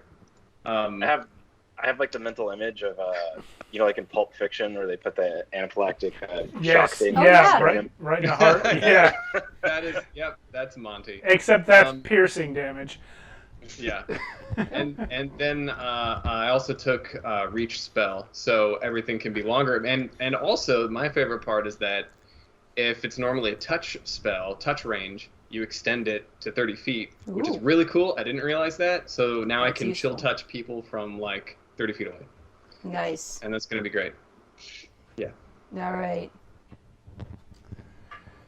Okay. Well, hey, Cody Mao. Do I get to say what I got? Yeah, you do, but I'm just very excited that Cody's back. That's great. Welcome back, Cody. Yeah. Go ahead, B. Okay. For my skill feat, I took Improvised Tool, where I can now just sort of jury-rig solutions, including basic caltrops, thieves' picks, long or short tools, flint and steel. I can just, if I have the raw materials, I can just craft it. Because I am trained in crafting. And for my class feat, I took Stunning Fist. Because before I had Flurry of Blows and Powerful Fist. Now, if I Flurry of Blows you, I'm going to stun you too. Okay. Well, that all sounds very dangerous. Mm-hmm. So you guys have been given your silver and your potions. Is there anything you'd like to do in town before you go, or are you going to head right up there? Just as a side note, when we got out of the building, I wanted to kind of grab the two people that were burned and do medicine. Okay. Do a medicine healing on them. Just basic, Yeah, stabilize. you may do that. Administer first aid, you might say. Well, then you So- have administered first aid, and it goes even further towards the town's appreciation of your efforts. All Let me right. know if you need to do some risky surgery there. I will politely but firmly wave Monty away. You are not, you don't have that feature yet because we're Yes. retconning to before you took a breather after. Oh, I Yeah, see. I got an 18, so My I was Skype crashed for a second. I think I missed that. Yeah. Well, no, you didn't miss it. Yeah, no, hadn't it was said so it yet. fast. Yeah. I see. Yeah. I think just there's something probably useful for me with the corpse of the Mephit. I'd like to grab it, stuff it inside of my backpack with the blood or something. There could be something useful there. Naturally. I would like all to right. buy an item. What would you like to buy, Ungren? A regular crossbow. Okay. I don't have the items list in front of me, but if you have the money, you can buy it. Okay, done. All right. Anything else from the rest of you? I don't have the money for no. a healing potion, right? No, but you do have the two that We she have the gave the two. party. Yeah. Cool. I will would like to buy give you a out of character warning. If I disconnect again, I will be doing the rest of the stream on my phone. That's what I'm doing right now. No problem. I buy us all a snack. Yay! Yes. Okay, 2 silver for 4 people worth of snacks. Yep.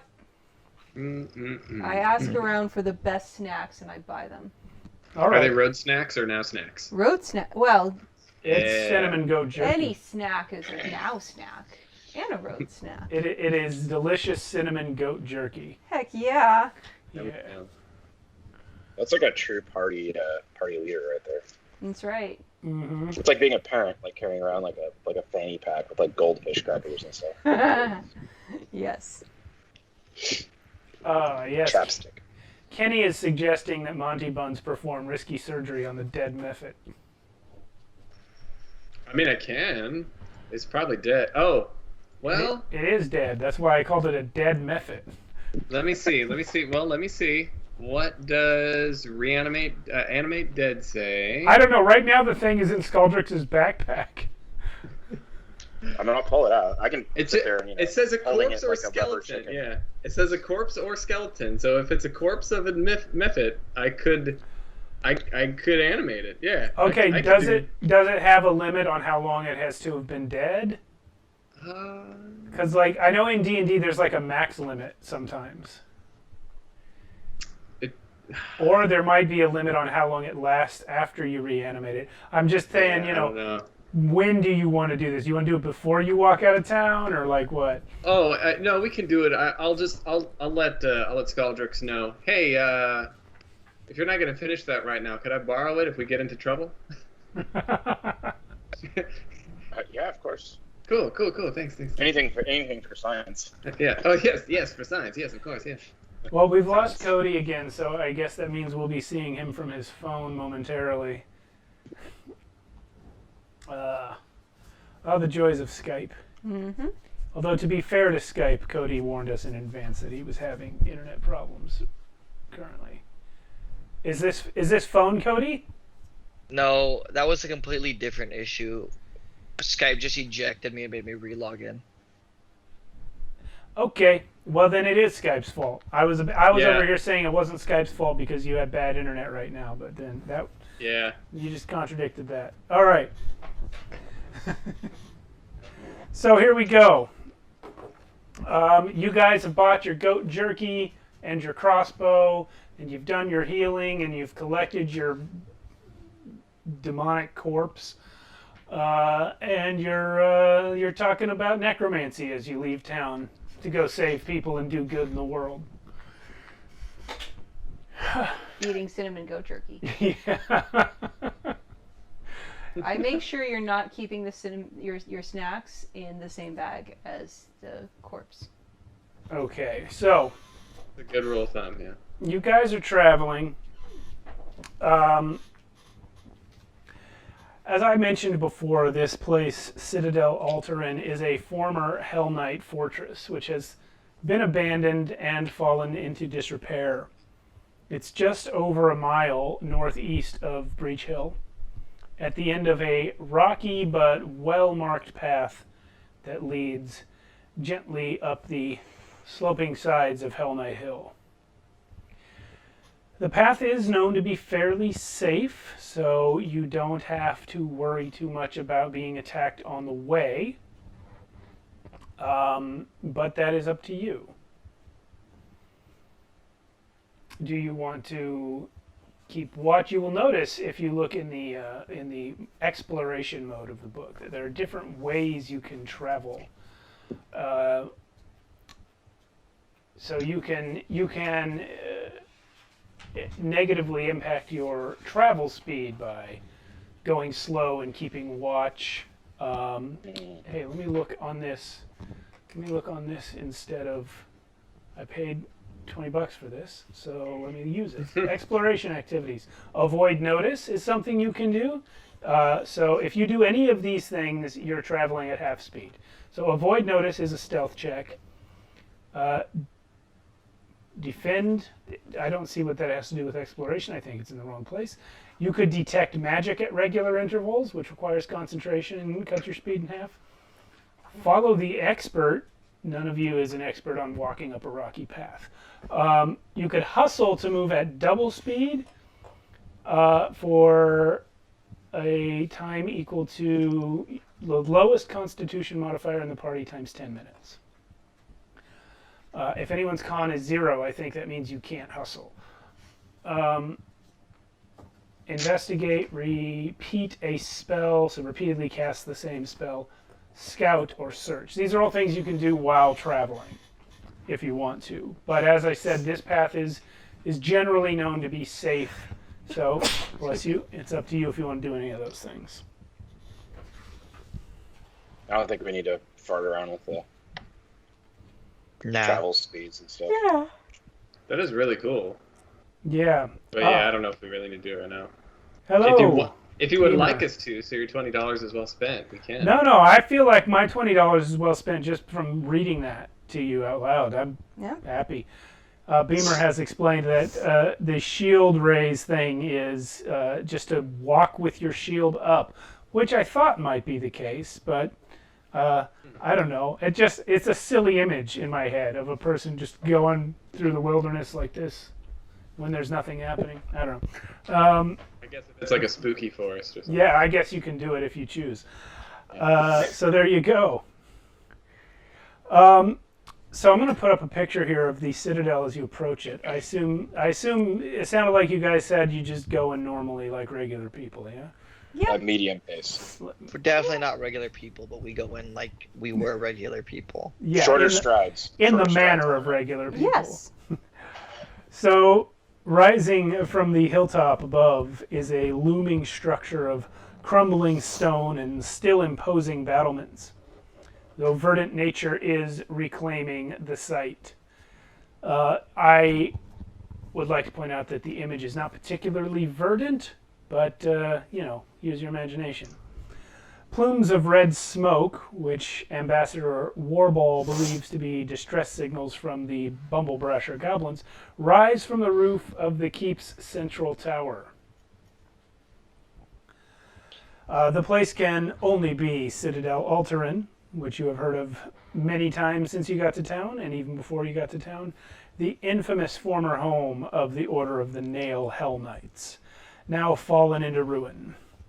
The gate-like doors in the center of the keep hang ajar. Not surprising, since no one has maintained the facility in years. Oh, never mind. Keep going. That's it. Okay, I would like to do a lore check on like what these carvings signify on like all these obelisks and what it means to like the culture of these people that worship demon or devil hierarchy. I want to make up some BS on the spot, is what I'm telling you. No, I get it. But it's not BS. At least one of the carvings is actually spelled out, and I want to find it. I'll bet. Yeah. I'm gonna do my dice check now. Okay. Okay. Find that. Yeah, go ahead.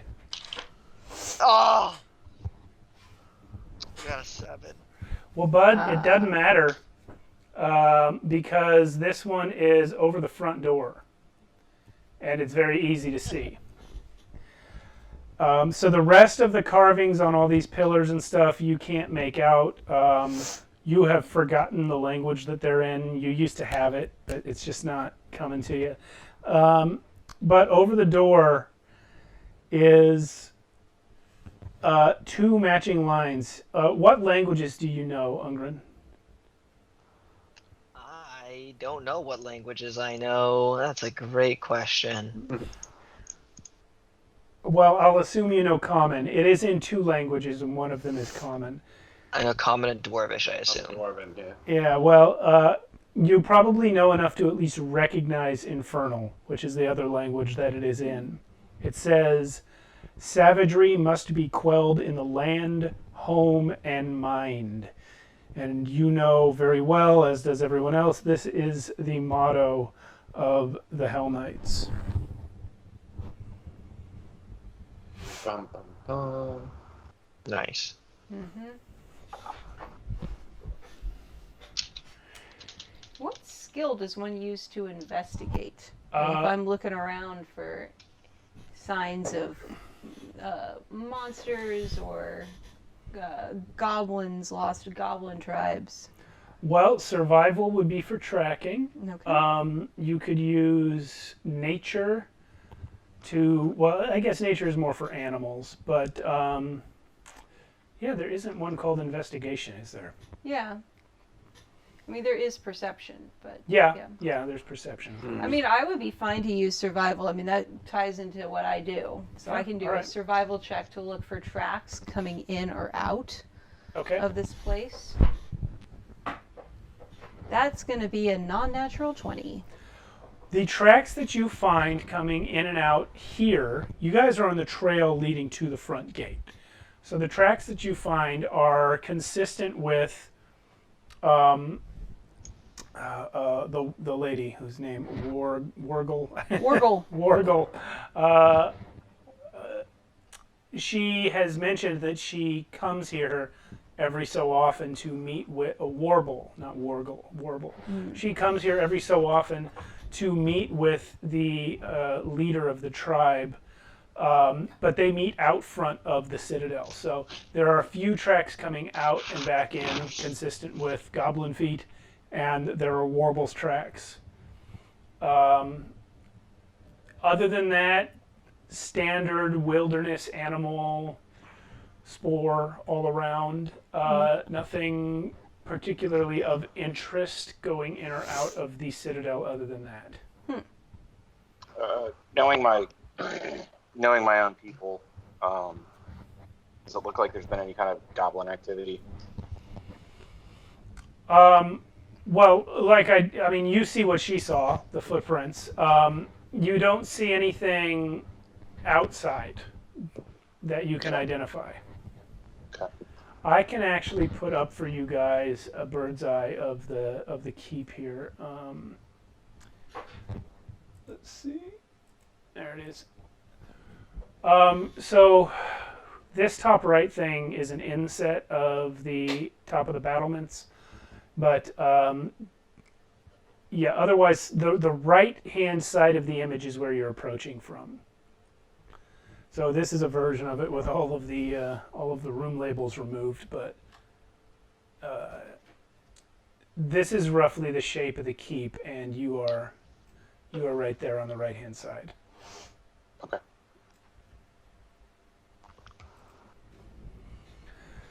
Okay. So what do you want to do?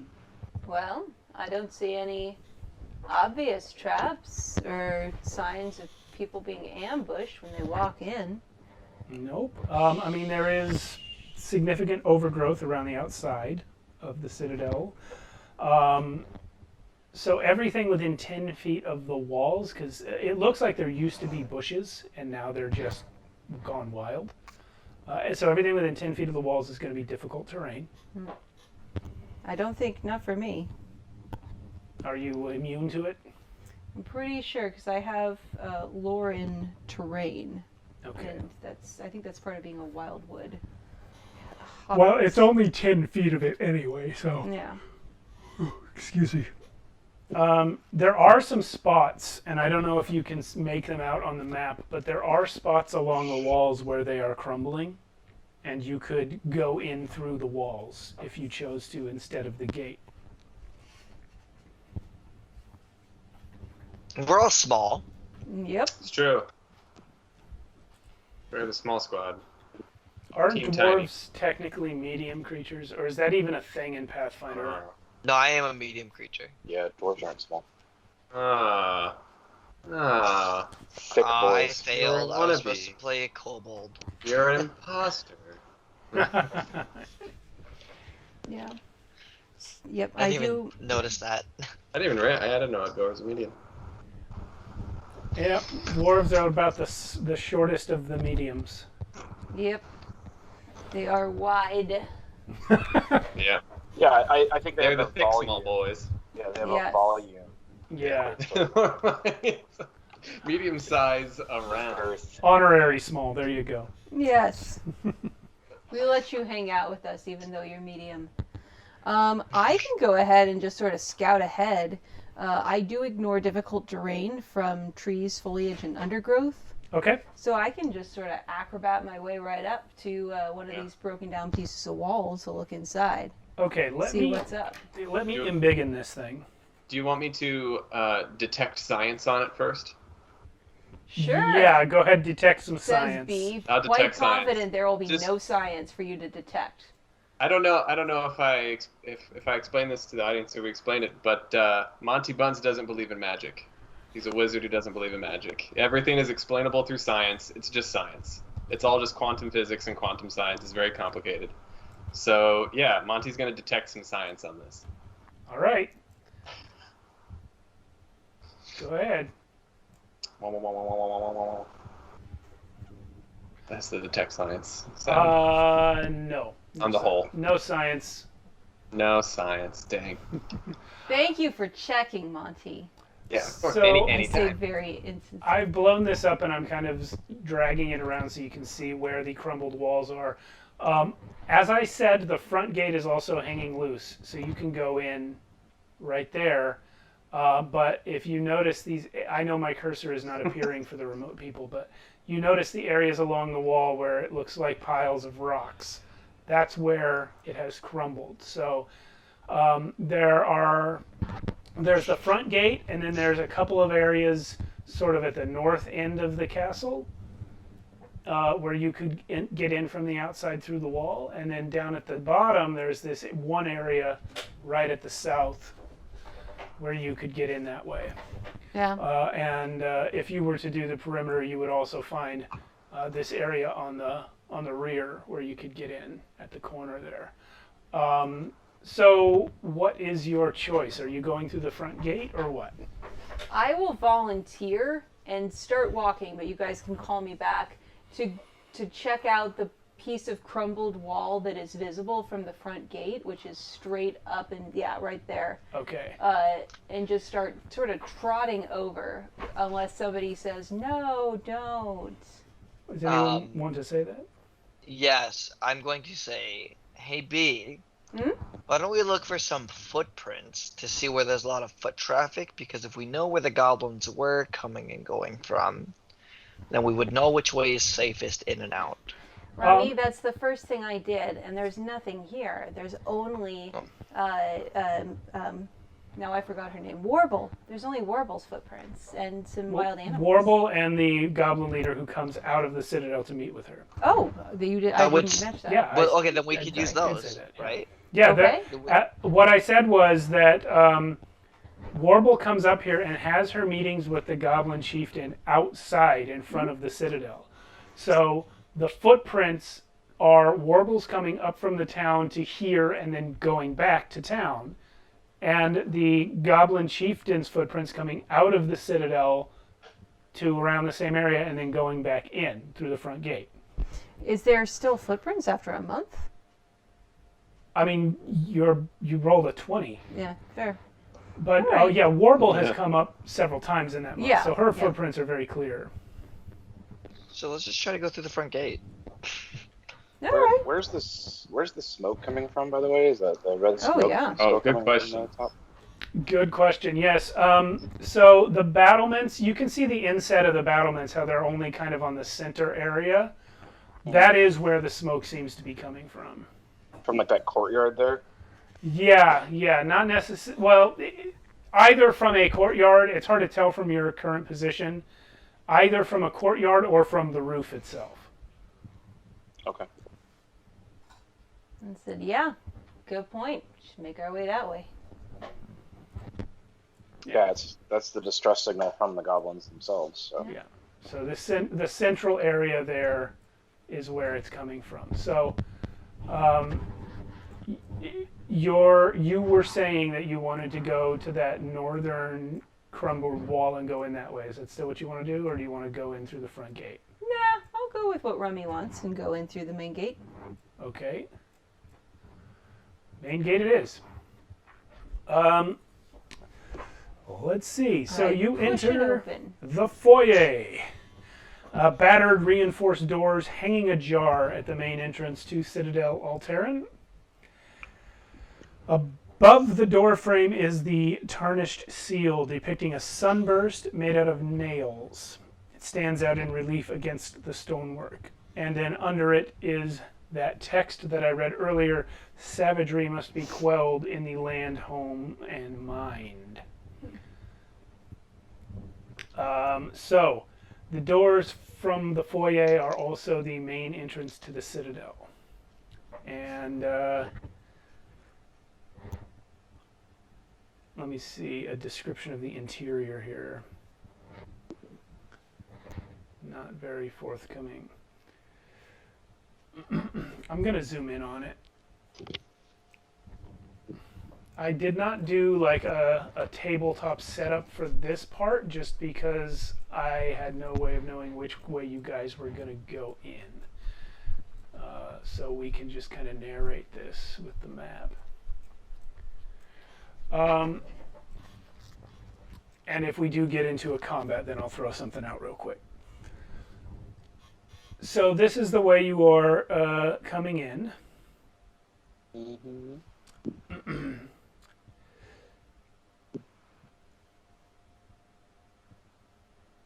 So there is this large room, which is a cluttered amalgamation of a formal receiving parlor and like just a ruined, decaying husk.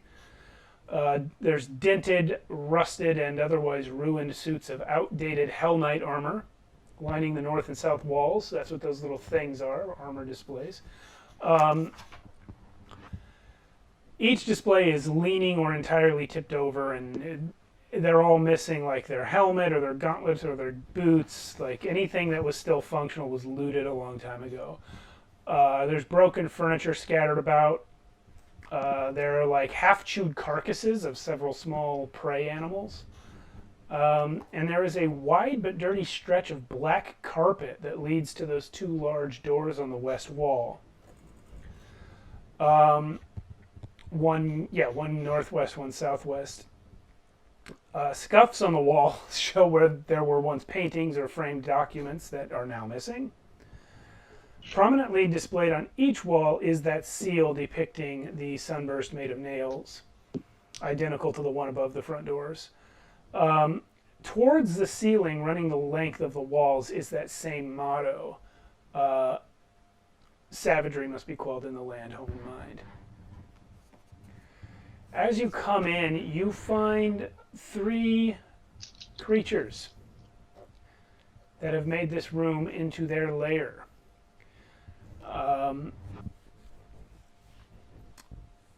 At this time, they are still asleep. They are stirring as you come in. Let me get a nature check. That's gonna be The- me. Or Okay. maybe not. But if anybody's got better than +2, go for it. Oh, that's +6. Oh yeah. 18. They are goblin dogs. These are more like rodents than actual dogs, but they are goblin's best friend. And they're generally domesticated. No, Yeah, no, they're itchy, mangy jackasses, and they are they are asleep, but they are not known for their good tempers. You know, the image I have in my head is, you guys know what a Chinese crested hairless is? Yes. Mm-hmm. Yeah. Yeah. The consistently ugliest dog in the world. The drawing in the bestiary is somewhere between that and an ROUS. Mm. Nice. I never ate my goat jerky. Mainly because I was disconnected, I think, during that part of the stream. So I would like to give my jerky back to B, who is the Okay. fastest of the group, and say, hey, try to win them over with delicious snacks. Okay.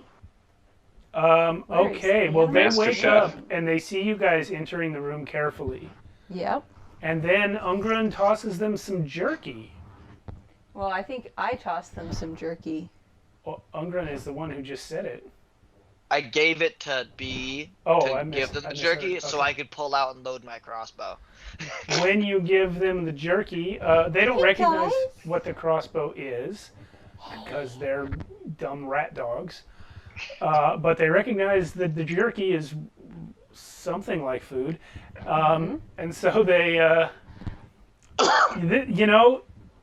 you guys are playing smart, I gotta say. This is actually, the exact thing you just did is spelled out in the adventure text.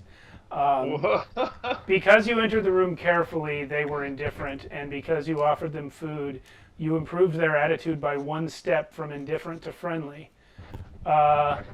So, yeah, it says the more putrid the better, so you didn't, I don't think jerky is putrid, but you did good. The goblin Wait, dogs... where's the dead monster? Yeah, we have the dead thing. Also, I think Dead Mephit's nasty. I also feel like Monty would be one who who does carry around bones and crap and perhaps some carcass.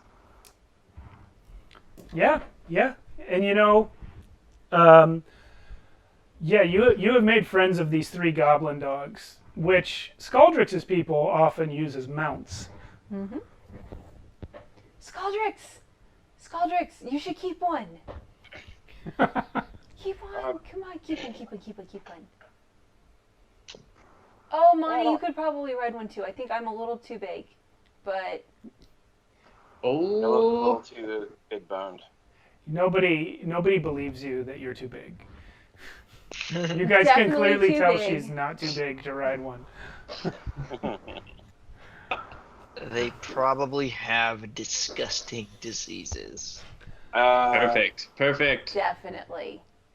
These are our friends now. These are right.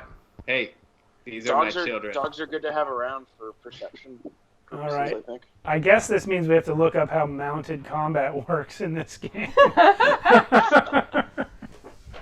So, These dogs are now our children. am I assuming that everyone who is size small has mounted a dog? I have actually Yes. not. B is not mounted a I'm dog. making friends Can we with the remaining friendly? one, but You have Are they made friendly enough for us to Oh, mount they're them? friendly. you have made them Yeah. friendly, yeah, by offering them meat. Correct. They are already predisposed to be sort of pet-like to goblins. They are probably friends of the tribe that lives here. I want to point out that these animals are probably not trained as proper mounts, and you may fall off and hit your head if you tried to ride one right now. Especially if you're hucking bombs off of them. That's a risk some of us are willing to take. We have rope. We could just tie ourselves to them. I'm sure that's safe. This would actually, excuse me. This would actually be a command and animal check to try and mount them. Ooh, not in my wheelhouse, probably. So nature, FYI. Yeah, is it nature? Yeah, It is nature. skill nature. It is, yeah. Okay. Yeah, I'm gonna try. I got a +4. I got Yeah. a -1 to this one, so we'll see. Nice. Oh, hey, Kenny has pointed out in the chat anyone who has the ride general feat can automatically succeed on this. Hey. Thanks, Did not Kenny. have- I got a 12. Well, -1, so 11. Oh no, that's something else. Okay, 11. All right. I got a 21. But you weren't gonna try to Oh. mount one. I changed my mind after I see Natural. them try. Natural 18, which is a 22. All right. Well, Monty and B managed to mount one of these things. Scaldrix tries, and the thing just keeps going for that mephit in the backpack. So it becomes like kind of a just a chase as Scaldrix is trying to get onto the giant rat, and the ratty trying to get into Scaldrix's backpack. Fantastic. Yes. It is willing to follow you, Scaldrix, but you have failed to mount that's it. fine. Yeah. I You can just just keep it around. It's got a Strap it's a got bite. bomb to it and send them in. Oh gosh. So morbid. All right. Well, you guys get some goblin dogs. Yeah.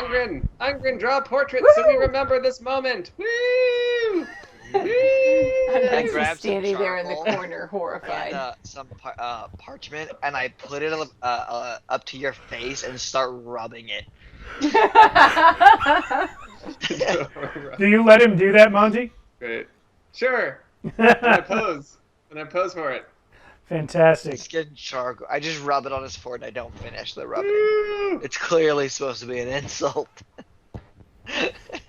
All right. Forwards! Forward. I say All right. and guide my dog out of here. All So, right. I think that like I'll take some rope basically and use one of these dogs as sort of like a lead. Okay. I think that like before we like open any doors or anything, I think we should use a dog. You know what I'm saying? Like no matter how good we are, like we don't. Yeah, we there's don't have nothing wrong with having a perception of dog. Or No. these things are friendly to us. And, I think I'm more perceptive than a dog, but that's just me. Yeah, it actually is just you.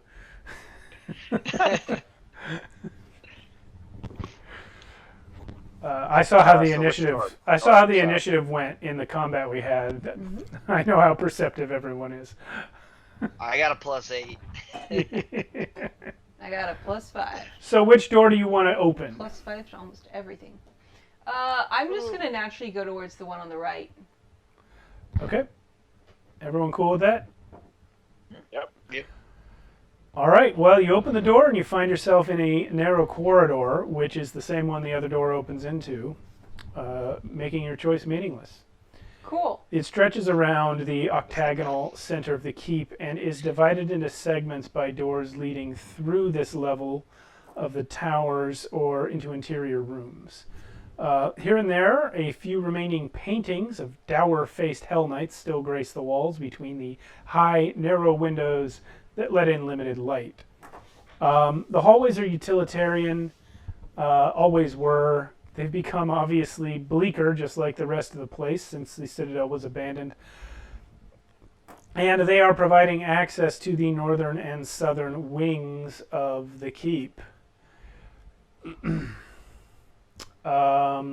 Yeah, Steve, I forgot to ask: Are these like murder holes here off to the windows? They sure are.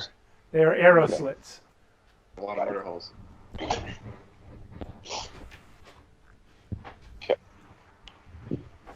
Well, I say we keep going to the right. Okay. All right. Just for flavor, as we're walking, I'm like pointing at all the dour-faced Hell Knights. I'm like, you know what? If my title was Hell Knight, I would be a lot more enthusiastic. I'd be like, Were the Hellknights humans, yeah. or was it just like a mixture of like their order? Were they like tieflings or something with this infernal heritage? There's only one that there's a picture of in here, and he's a human. Okay. It's not really spelled out. I think they're all humans. Oh yeah, I'm pretty sure they all are. Humans, the true villain. Well, they're not even bad guys. They just never mind.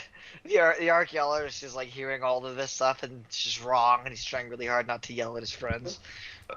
I'm not saying anything wrong. I'm just trying to encourage everybody to, like, if you were posing for a portrait as a Hell Knight, what would your Hell Knight expression be? So I'd be like, just standing there, it's boring. yeah, exactly. Like, you're a Hell Knight. Like, own that. Yeah. Like, get some enthusiasm here. Yeah. All right. Enthusiasm can be More like- taken advantage of. More like good night. No one will ever take advantage of your enthusiasm, Rummy. Okay, so you guys can see on the map. I've been looking at the book trying to figure out this huge pile of rubble in the center of the courtyard, if that indicates that there is a wall down between the hallway and the courtyard. It seems not. So you can't get into the courtyard from here directly, but let me double check that. It's just weird because there's not a door there. Yeah, so every other looks like that's the transition. Yeah, every other. Well, there is a door on the south if you were to have turned left, but every other place where there's some rubble, it says that that's a downed wall. So I wanna double check before I say you can't get through there.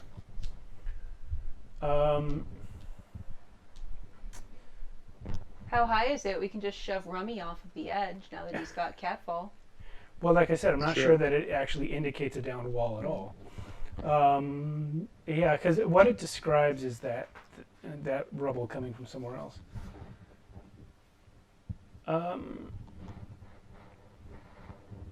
No, you know what? Yeah, that is a downed wall. Because you guys went right, you can see into the courtyard there if you want to.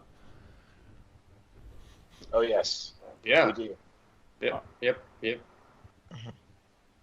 All right. Well, so should we stealthily see into the courtyard? should we tiptoe? You asking me? The team. Sure.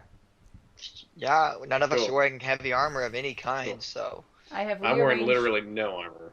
Same. I have rearranged my cookware for stealth mode. Stealth mode cookware. That's right. Oh, excuse me. So yeah,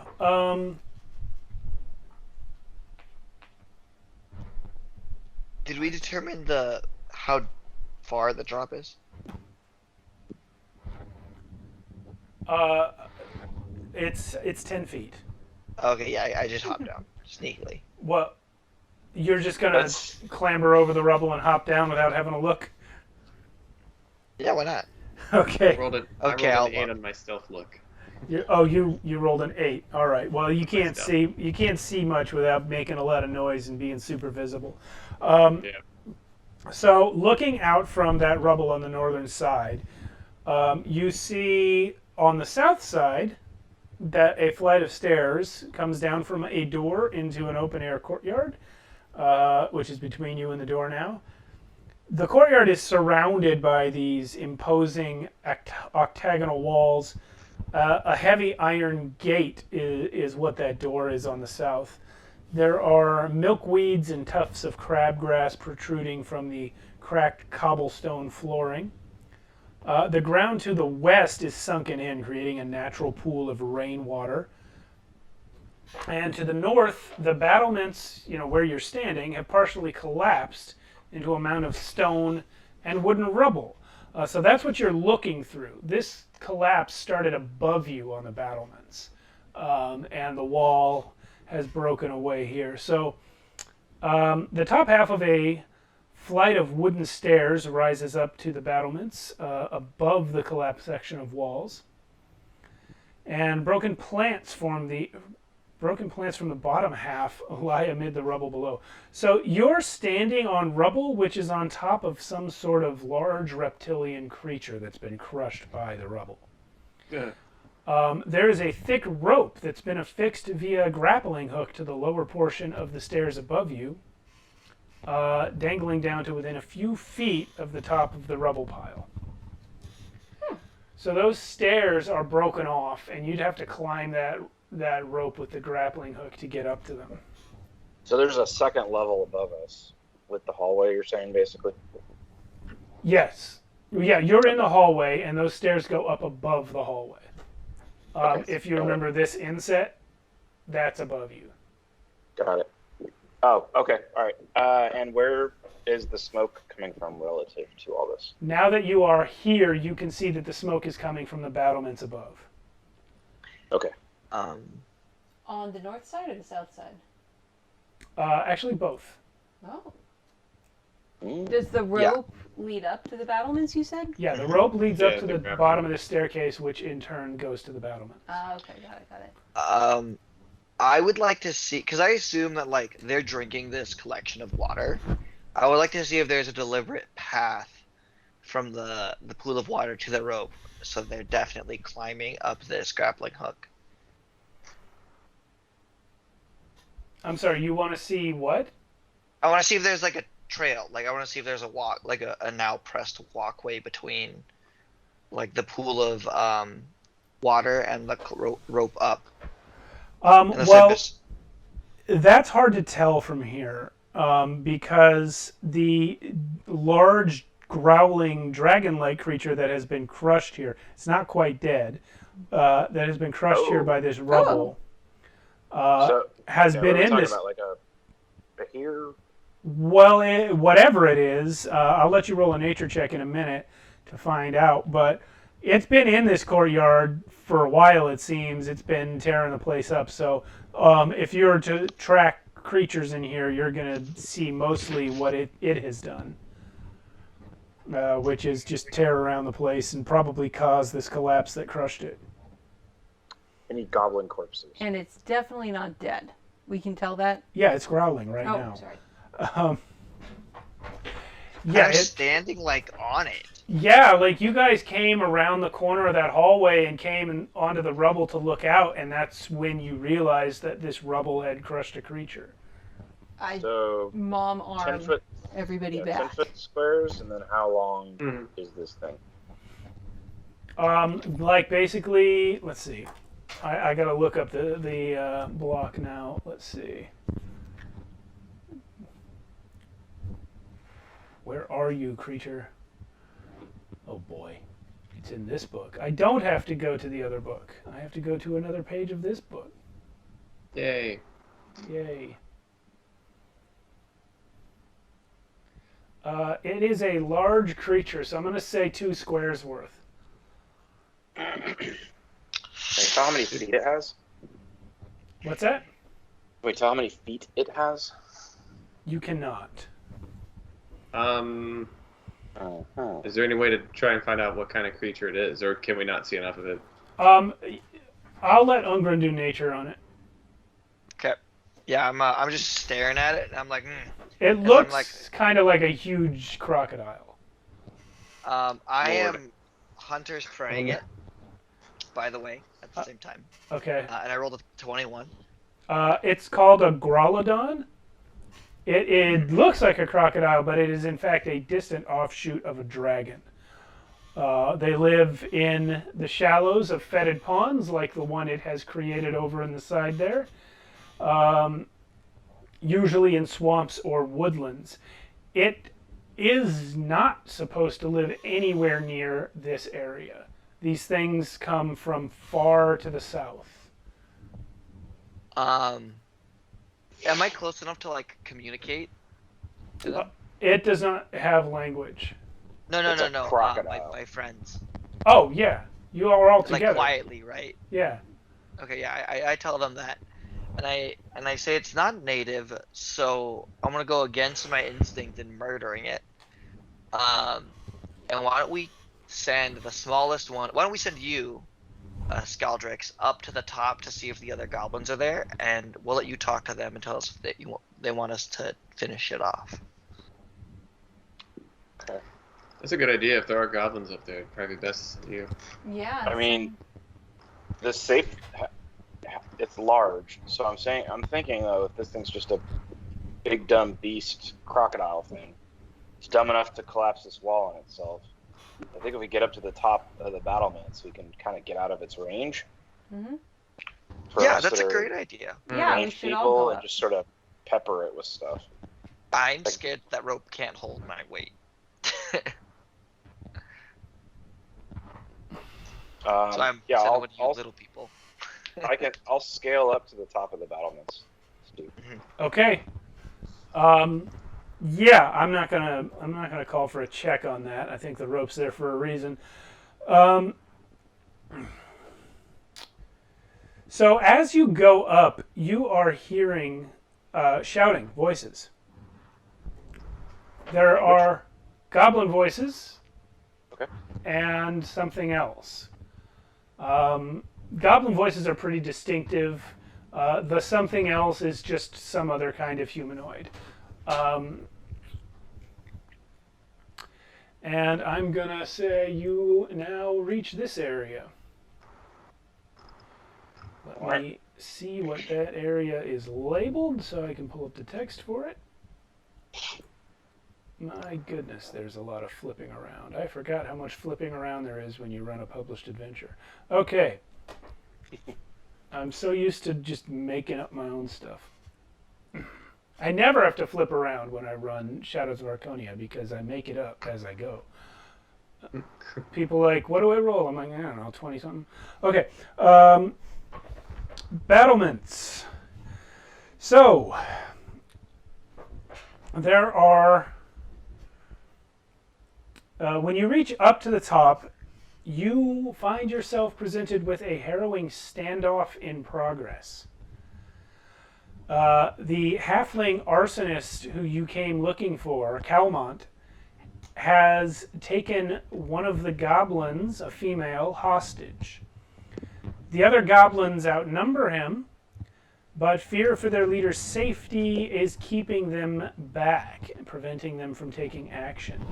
So this hunched halfling man has wild hair and is gesturing in manic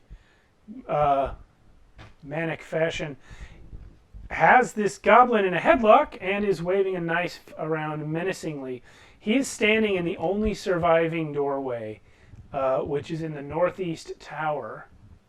The only surviving doorway that is in the northeast tower. He's screaming threats, and he starts to escalate it as he notices your approach up the stairs, Scaldrix. In the east... So, where the grappling hook comes up, does it come up like directly east or north of that northeast tower? Does that make sense? Yeah, as a matter of fact, the grappling hook itself comes up to the bottom of the stairs, not all the way to the... I'm trying to zoom in a little more, but I gotta find this handle. Okay. So if it's a clock, is it like the 3 o'clock position that I come up to the battlements on? Yes, exactly. Got it. But by then you're on the stairs, not on the rope. Got it. Okay. Yeah. All right.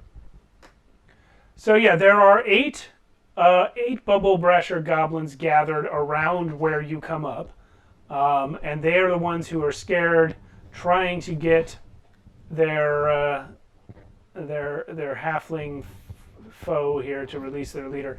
And they see you come up, Scaldrix. They're like, "Who are you? What are you doing?" Came from town, here to help.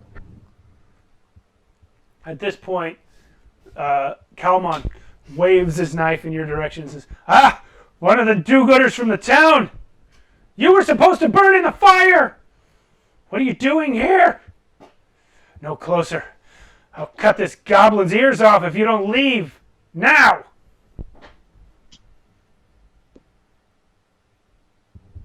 What are you gonna do? I'm a friend of the fire, too. But maybe we can talk this out. You're a what? If you like fire so much, I can show you a few things. I Come on, let's try and talk. just wanted you to die. I don't like fire. Thought he said he was a pyro. I interpreted that pretty literally. The 3 of us down on the ground, we're completely unaware of what's going on. No, the shouting has reached you for Okay. sure. Okay. Yeah, but if you make any move towards that rope, you come out from under the overhang. You can hear everything. Even before Scaldrix went up, you would have heard some of it. I think we should get out there. I- Can we sneak climb? Yeah, they can't see you anyway, and they're all Okay, shouting, so yeah. they can't hear you. I think we should start climbing. Yeah, let's get up there. All right, I'm gonna start approaching a little bit. Just kind of like cautiously approaching.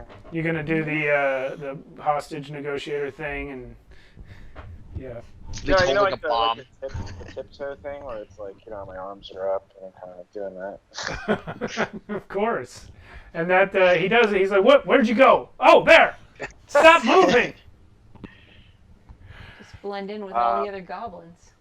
I'm gonna keep my hand. I have it as an action, anyways. That I have my vials as my alchemist fire vials. It's like a quick action, so I don't need to ready them or something. Okay. Remember, he does have a hostage. Yes. Yeah. Okay. I'm not saying I'm going like full speed confrontation here and shoot the hostage thing, but Oh, I'd shoot the hostage. I'm pretty. Ooh. What type of goblins are these? These are what type? I don't know. What are the goblin types? Green There's goblins. There's Spider-Man there's different types. So you have like Like a- snow goblins and then Like they a have, heritage kind of thing? Or... yeah, charhide goblins. I don't know. It's not spelled out. They're bumblebrasher goblins. All right. I can guess what charhide means. Yeah, their hides Yeah, aren't that's kind of what I was particularly. thinking, but, Their hides are not charred. They are green skinned. I have... it doesn't look like she has fire resistance. Oh, that would be interesting. That's a good call. That explains the question. Now I get it. Okay. Yeah. I have an idea. So is his back up against the doorway right now, basically? Yes, that's right. The northeast Doors- doorway where the Door is opened or closed? The door is closed right now, and most of that tower there has collapsed, or a good chunk of it has collapsed. Does he have any kind of egress behind him? Yeah, he can get through that door, but he's afraid to turn his back on the goblins. Okay, yeah, so I'm saying, I think if I throw an alchemist fire at that door, I can cut off any hope of escape he has. And then we just bum rush him. Unless we want to sit here and talk to this climbing. I do have a climbing kit. I can attempt to climb up behind him. Steve, if I cast a spell, a science. If I cast a science, 60 I feet, appreciate your commitment to the bit. the science doesn't say I need to necessarily see where I'm casting it. Just has to be in range. Could I say I don't know, like 60 feet above me, and wherever that ends, even like through a ceiling. What I'm getting at is, can I be within 60 feet of him, below him even, and cast ghost sound as if it's the creature we just heard below us that's like right behind him? In other words, to shake him out of it and make him think there's a giant lizard behind him. You can, however, there is potentially also about to be an actual firebomb behind him. You've all got potentially workable plans here. Let's do them all at the same time and see what happens. Roll initiative. I agree. If you shake him up, he's initiative. gonna get iced so fast by a bolt. That's fine. And you know what? Since we're doing combat, I am going to take a minute and lay something out on the board. All right. I guarantee this guy's dead. One Oh round. yeah. The question is, can we do it without collateral damaging? I rolled a 24. Yikes. I got a 16. Yeah, we're gonna ice him before he gets to do anything. All right. I got +4, didn't I? Yeah. I got a 12. And I got 10. It's my turn to have. Like, you guys are adding your perception, right? That's what Steve wants us to add? Yeah. Yeah. Okay. Yeah, I Making just sure rolled really I'm not bad. like randomly doing it wrong. Mhm. Okay. Can you help me lay these out in roughly that shape? Okay, sure. On this side of the board? Yeah. Okay.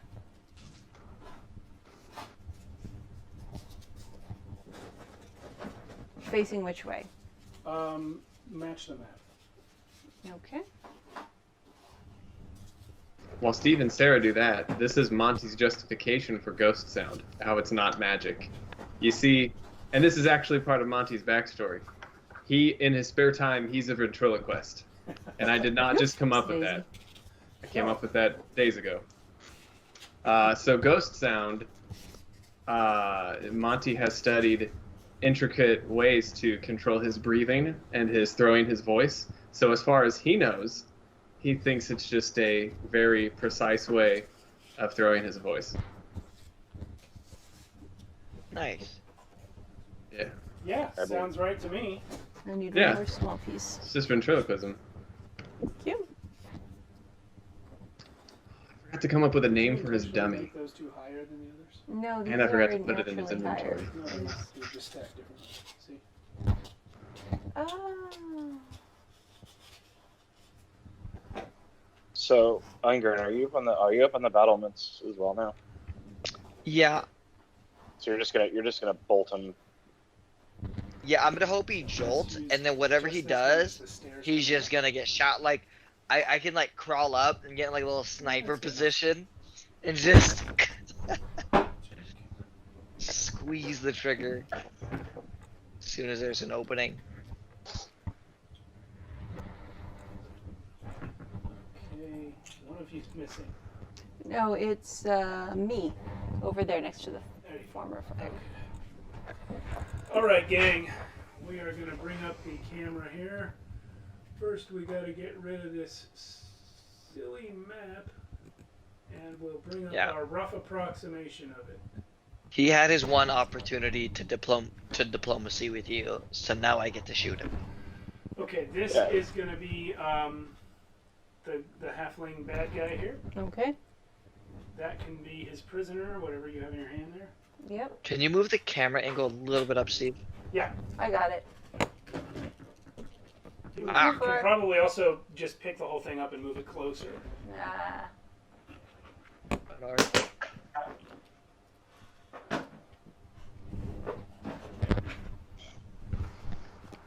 I think it might help if I just move this. Both things are good. Oh, yeah. Okay, there we go. All right, so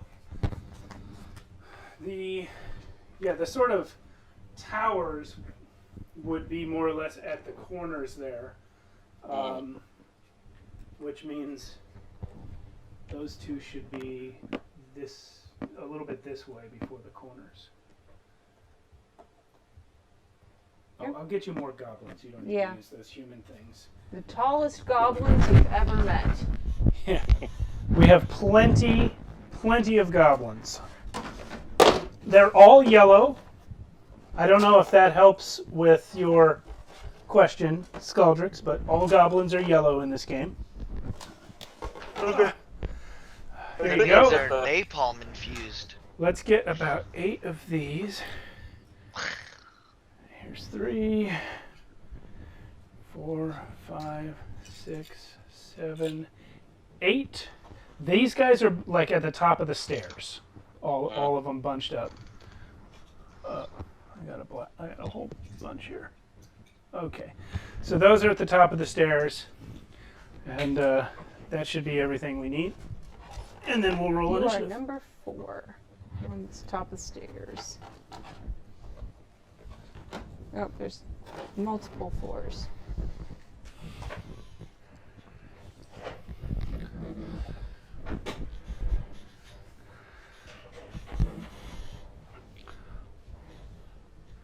Donato, I think you just got here, but most of these goblins are not hostile. In fact, none of the goblins are hostile. We're trying to save the goblins. You're trying to save one of the goblins. Okay, so those are those 3 there are 2 bunched up towards the hostage situation.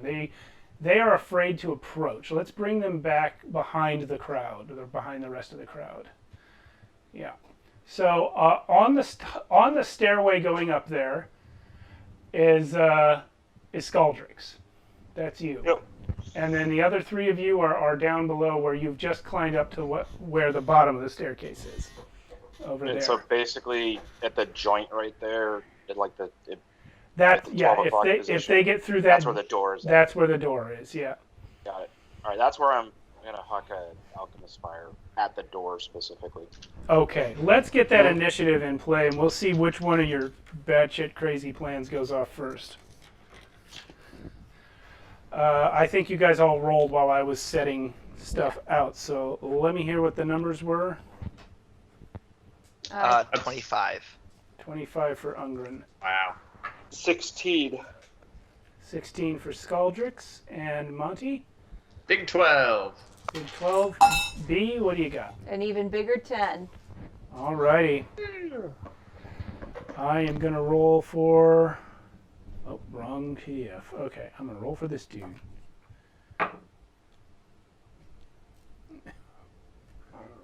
Excuse me. He doesn't say it out loud. No, I don't say it out loud. Okay, but as we've all predicted, Ungren is first in initiative. What are you doing? You're down at the bottom of the stairway. What are you doing? I'm going to... Is it... Help me out here with the action economy. I want to use an action to boost B up. Because like up to the thing. Is that something I could do? Is that aided? I believe yes. Aid, maybe? Aid, yeah. And I have bonuses to aid. When you aid me, or when I aid you. Let me pull that up here real quick.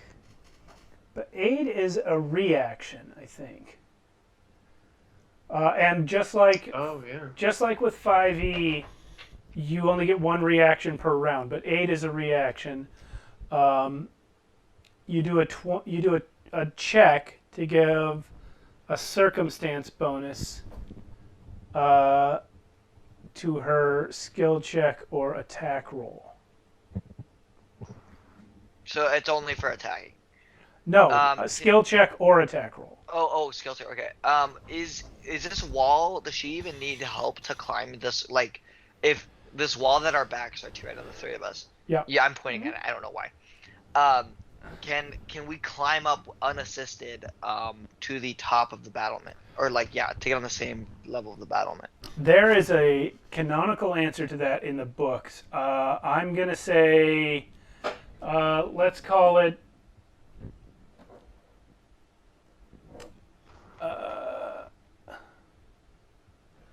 It's gonna be like a DC 15 check to climb up there. Okay. with my I'm going to climbing- climb it. Okay, I was. What were you going to Yeah, say? B? A climbing kit will half your speed, but it'll turn the DC into 5 instead. Oh, Oh, if you fail. Sorry. I'm sorry. If you fail, what? The DC check becomes 5 if you fail. If you critically fail to prevent a fall. Okay, I'm Okay. just gonna climb it. I'm good. Yeah, I'm cool. I think you're probably better off just climbing at normal speed. Okay, Plus go ahead. 8 acrobatics, right? Yes. 18 plus 8. I think I critically succeed. That's 26. You. I should start using this dice at my actual game table. Oh my god. We have a guest. I'll be right back. Sorry, guys. As you were. That's okay. So what was the final number there, Cody? 26. Yeah. Okay. So you make it up to the top. But what I will also need, the climb is easy for you, but I would also need a stealth check. Yeah, fine. If you, I assume you're trying to get behind him. Yeah, did I critically succeed in any way, and does that mean anything? It does mean something, but you didn't quite do it. To get a critical success is to beat it by 10. No, you got a 25. Actually, what's 18 plus 8? 26. Okay, yeah, you did critically succeed. Pathfinder crits on anything that's at least 10 over the DC. So in D&D there's no such thing as critting on skill checks. I don't know if that's the case in Do Pathfinder. you just want to give me a circumstantial +2? For Yeah, my I'm stealth? going to do exactly that. I'm going to give you +2 circumstance bonus. 16. I rolled a 10 this time. Plus Okay. 4 and then plus my 2 circumstantial. Yeah, because of the situation with everyone yelling and Scaldrix's arrival right in front of this guy,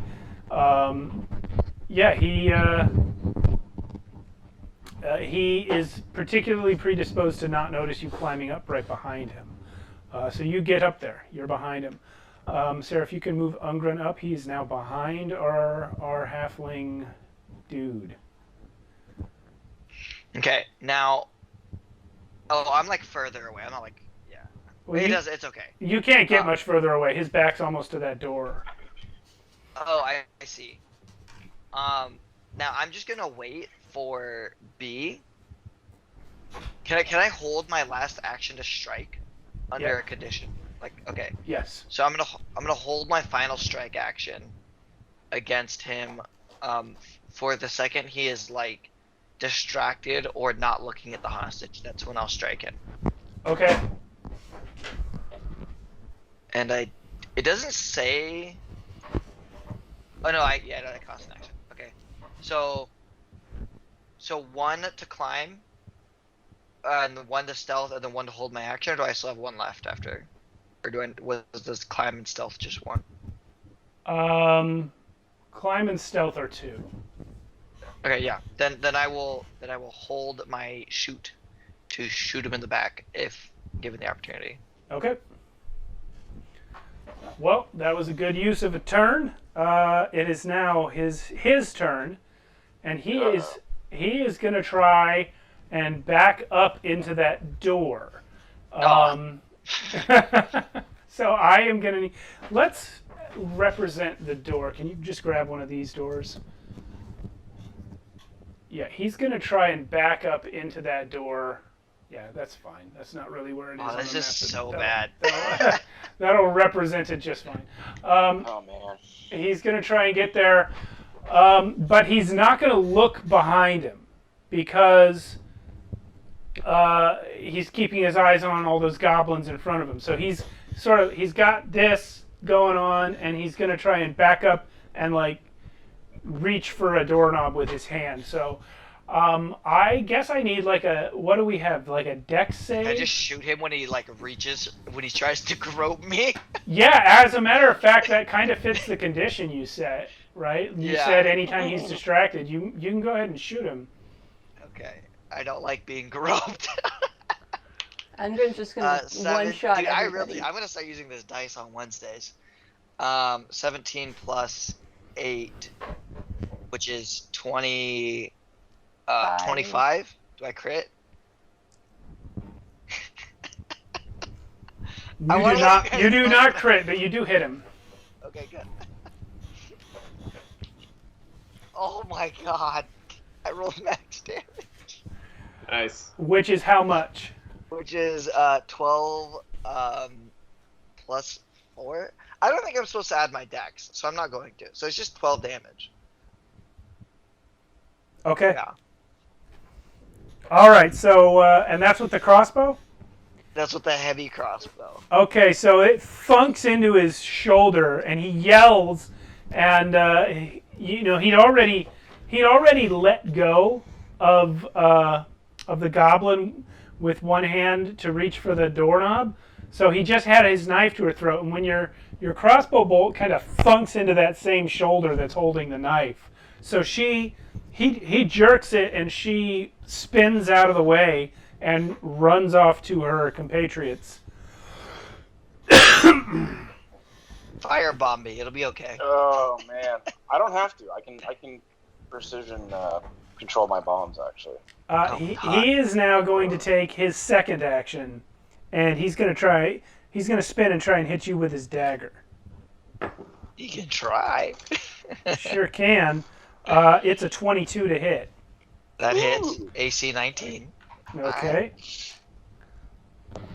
It is 6 piercing. Okay, I'm looking great. And he's going to do it again, which I believe puts a -5 penalty on his attack, but he's going to do it anyway. Hope he crit fails. He doesn't crit fail, but he might. 19. 19? Yeah. He rolls 11, so he doesn't crit fail, but he fails. He rolled a 2 on the dice with that one. It's pretty bad.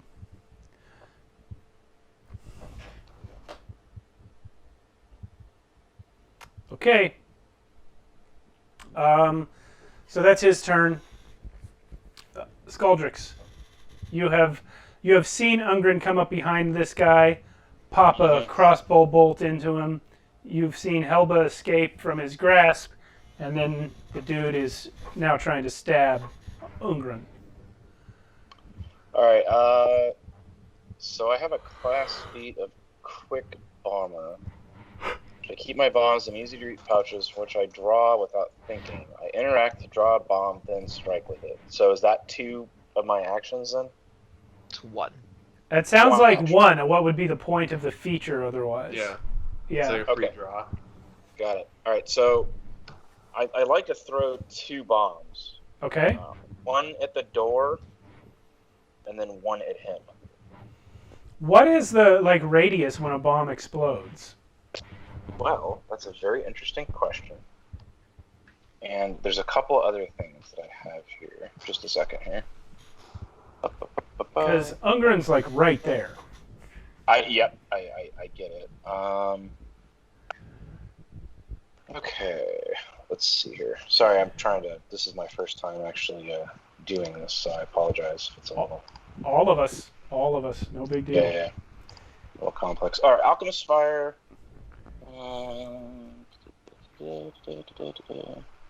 Alright. It combination of volatile liquids that ignite when exposed to air, listed fire damage, persistent fire damage, and splash damage. Okay, which is 1d8 fire damage, 1 persistent fire damage, and 1 fire splash damage. Now hold on a second here. I gotta look at my character. Class Alchemist.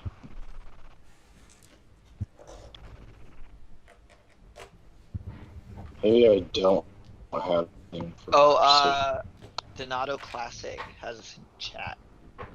Alchemist Bomb hit in one space and have splash that hit all adjacent spaces. So it's essentially a 5-foot radius.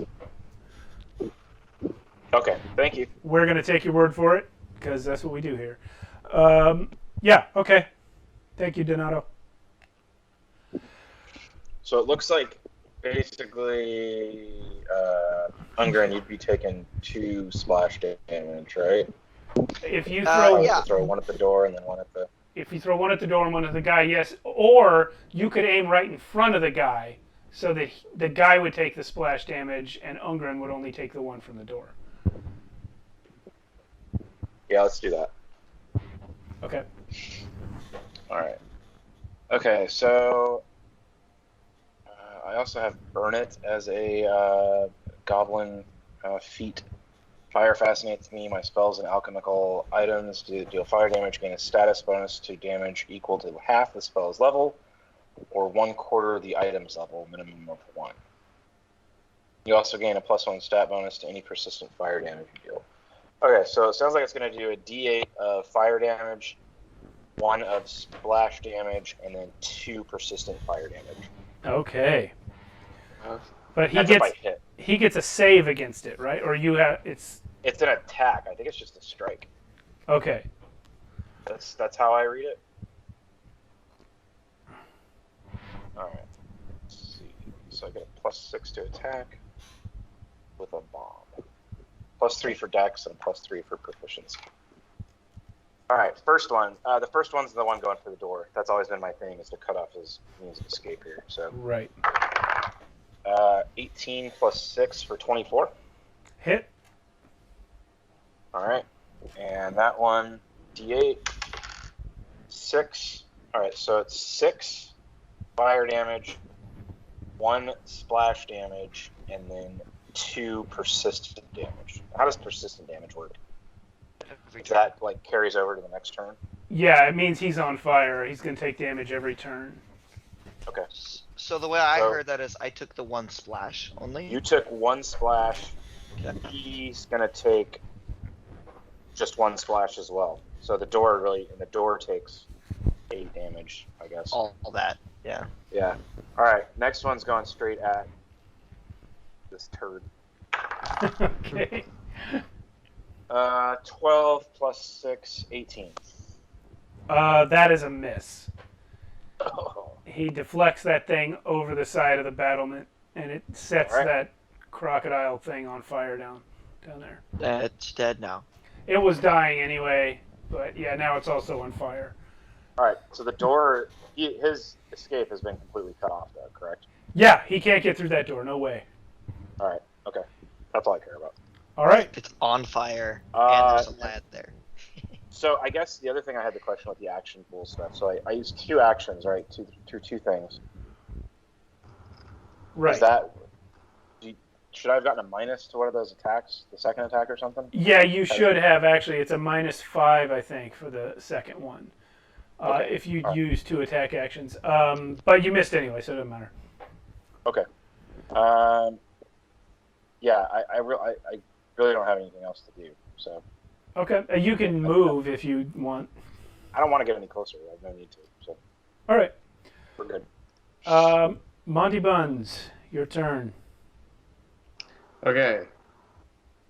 Well, now that everybody's engaged, the time for lizard diplomacy is over. Lizard diplomacy being making a lizard sound behind him. Okay. I think.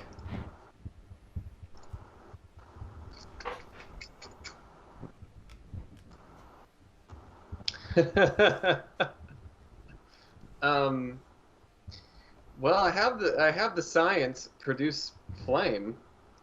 I could just add fuel to the fire, or fire to the fire, as it were. No, I think what I'm gonna do. So I'm gonna get up there on the stairs where I can see, what's his name, Calmont? evil guy. Calmont. Yes.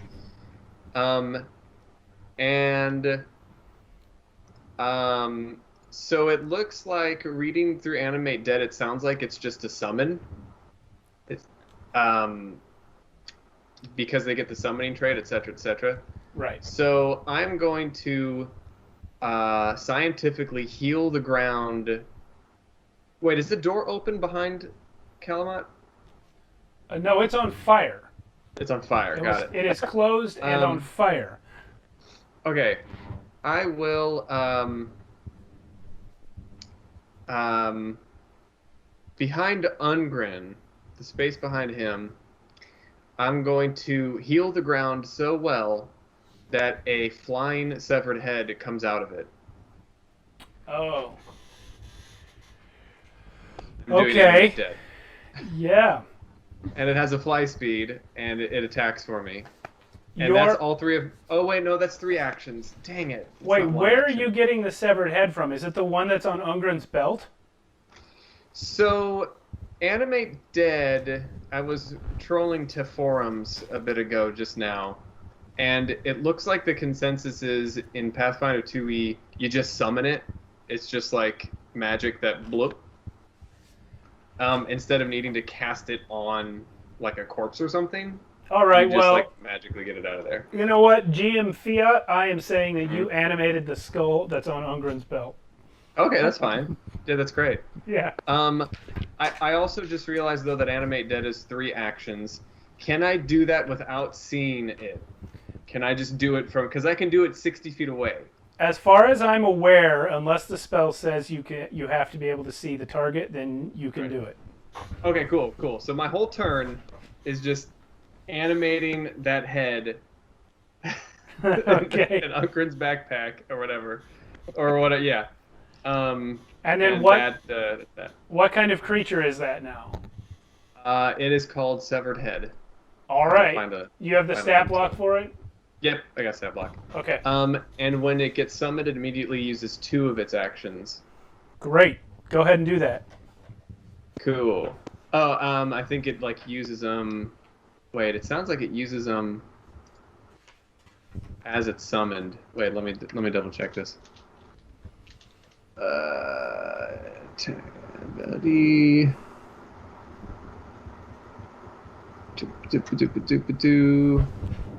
Summon creature uses its 2 actions for that turn. Oh, okay, I see what it's saying. Okay, it uses its, so it only gets 2 actions. Cool.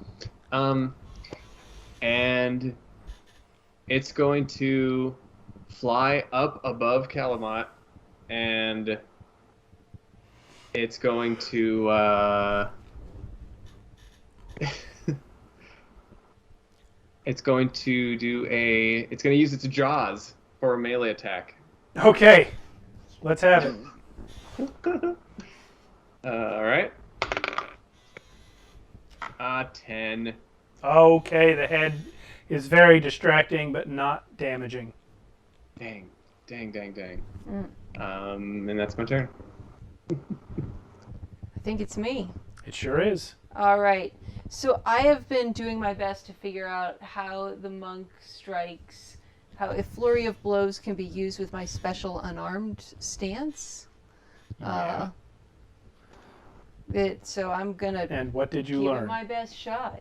Nothing at all is what I learned. Nothing at all. All right. So I take it I can make 1 climb action to get up there. Yes. Okay. Do I need to roll for it or? Yeah. Okay. All right. I will roll. But you have your gear, right? Yeah, but the climbing action halves my Okay. gear, or halves my speed. So I'm gonna drop the climbing stuff and just scramble for it. Acrobatics, right, or athletics? Acrobatics. Well, that's a crit fail. That's a 1. That's not a Oh. good fail. With my acrobatics bonus, it's a 6. Okay. It's still not a crit fail, but crit fails work differently in Pathfinder. Okay. You have to be 10 points under the DC in order for it to be a crit fail. Okay. So you do fail. Yes. You cannot get up that wall, despite Ungren already showing you how to do it. So you have 2 more actions left. You can Okay. try again. I will try again.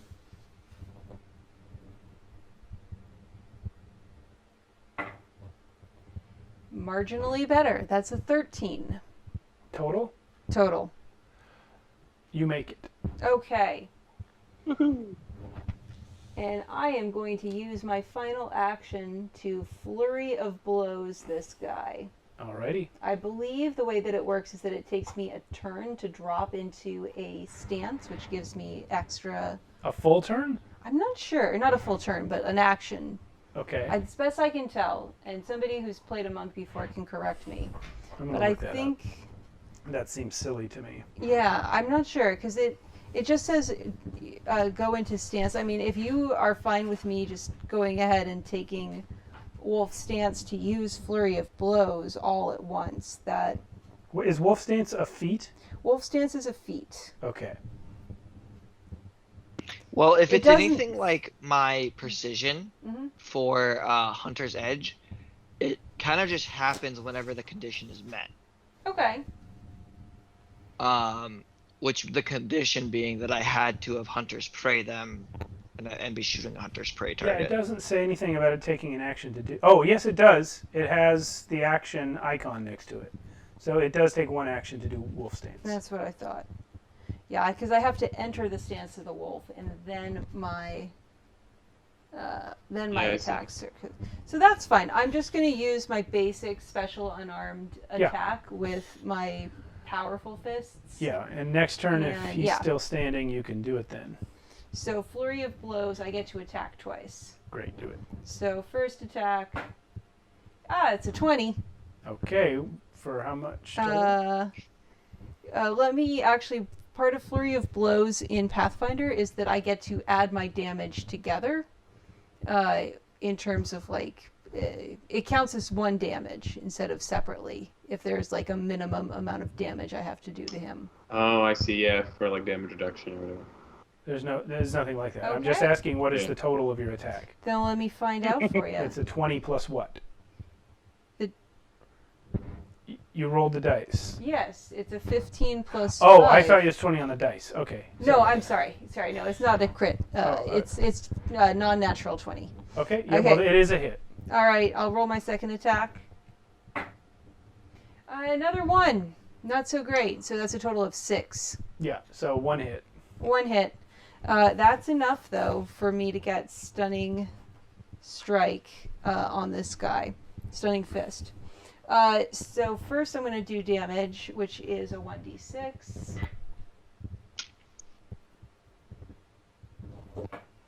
And I add my strength bonus, which is 4.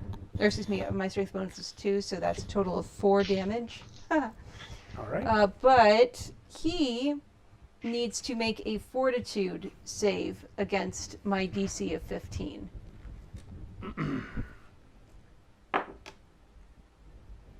He has succeeded with a 23. Dang it. All right. This is one tricky halfling. Yes. Mhm. But I do want to point out that in the last 6 seconds, he's wandered backwards into a dwarf that shot him in the shoulder. A goblin threw fire bombs at him. A wizard enchanted a skull and sent it at him. And then a halfling flew at him out of the flame and fury, decked him in the face, not very hard, and just screamed, "You're a disgrace to your ancestry!" Yeah, well, guess what? Yeah. He's kind of fine. Yeah. All right. So that's He's me. fine. I Oh, mean, wait, he's isn't there taking something I damage, get if but I'm flanked? I'm just saying, as far as halfling booksellers' apprentices go, this guy's a Yeah. badass. All right, that's me. All Talking right. around. All right, Really. we're back around to Ungren. Okay. Did any of these goblins So- have any spears or anything, or are they? Just They're not about it? well, yeah, a little bit, but now they're. I mean, they're not really violent goblins. Okay. Well, being so first action, Hunter's Prey. Yeah. Second action, I have my heavy crossbow, but I also have my crossbow, which is a D8. Well, it's a D10 for me, but it's a D8. And I'm gonna switch. I'm gonna load that, which is another action, and then I'm gonna quick draw it using my level 2 feat. Does that all sound kosher to you? Yes. Okay, which means I get to shoot him one time. Okay. Oh my god! This is the best I've ever rolled in any singular game. Apparently I'm playing 5e the rest of my life. Because I don't roll like this when I play D&D. 2e. I rolled a 26. I rolled another 18 plus 8. Yeah, you got So him. 26. That is no question. And a D10 plus a D8 because I use my hunter's mark, so I'm proccing precision. First attack connecting every turn adds an extra D8. 7 plus 6 is 13 Total of 13? total. Okay. Now he's starting to look worried. And it is his turn. I'll tell you what I need. I need him to be able to get the hell away from you crazy fuckers. Is opportunity attack a goes the feature? skull. Opportunity attack is a feature. What I'm not seeing is disengage. Oh wait, no, it's one of the steps. It's Oh, if step. you step, Yeah, you move 5 feet. then You don't provoke. Yeah. But Yeah. yeah, that's only 5 feet. yeah, but that Yeah, means yeah, you yeah. take an action. Then he's out of the range. Yeah. Okay, step okay, is you're right. one Yeah, action. that's right. So he's gonna do that. He is gonna step 5 feet away from you guys and towards the goblins. So that's Okay. one action. That's actually a really cool mechanic. I like that. Mm-hmm. And he is still adjacent to B, so I guess he's gonna take that same action again. And then he's going to try and climb down the wall. Okay. Oh, buddy. Guess what? This dude just got a 27 acrobatics. He is down about halfway down the broken staircase. Inside? God. Oh, inside. Yeah. Well, that's like right in Yo, front of I me, still right? have line of sight to shoot. Yeah, well, here's the thing. He didn't know that Monty was down there. He had no idea why that skull came to life. He thought, I'll get down on the stairs, then that dragon down there is going to, oh god, the dragon's dead. Oh god, there's a wizard gnome. What's going on? And that's his turn. It's about time for some risky surgery. Yeah. I think it's time for Scaldrix to get a clear shot at this guy is what it's time for. Oh man. This mofo's gonna get healed so good. Yeah, I don't need to move. I don't know if I should just. I only have one more potion for the day. This is something I don't understand about the alchemist class yet either. Is how like the quick mixing goes. Because I think I had 3 potions ready. Well, these are all questions that we can look up together in the intervening week because we are already past time here. I'd just like you to all right, please so burn I this man have to death. just a second. Sorry. I have where's the thunder one? It's like a lightning in a bottle one that I have. Lightning in a bottle, baby. Bottled light. That sounds hot. Yeah. All right. Stop. PDF. Load.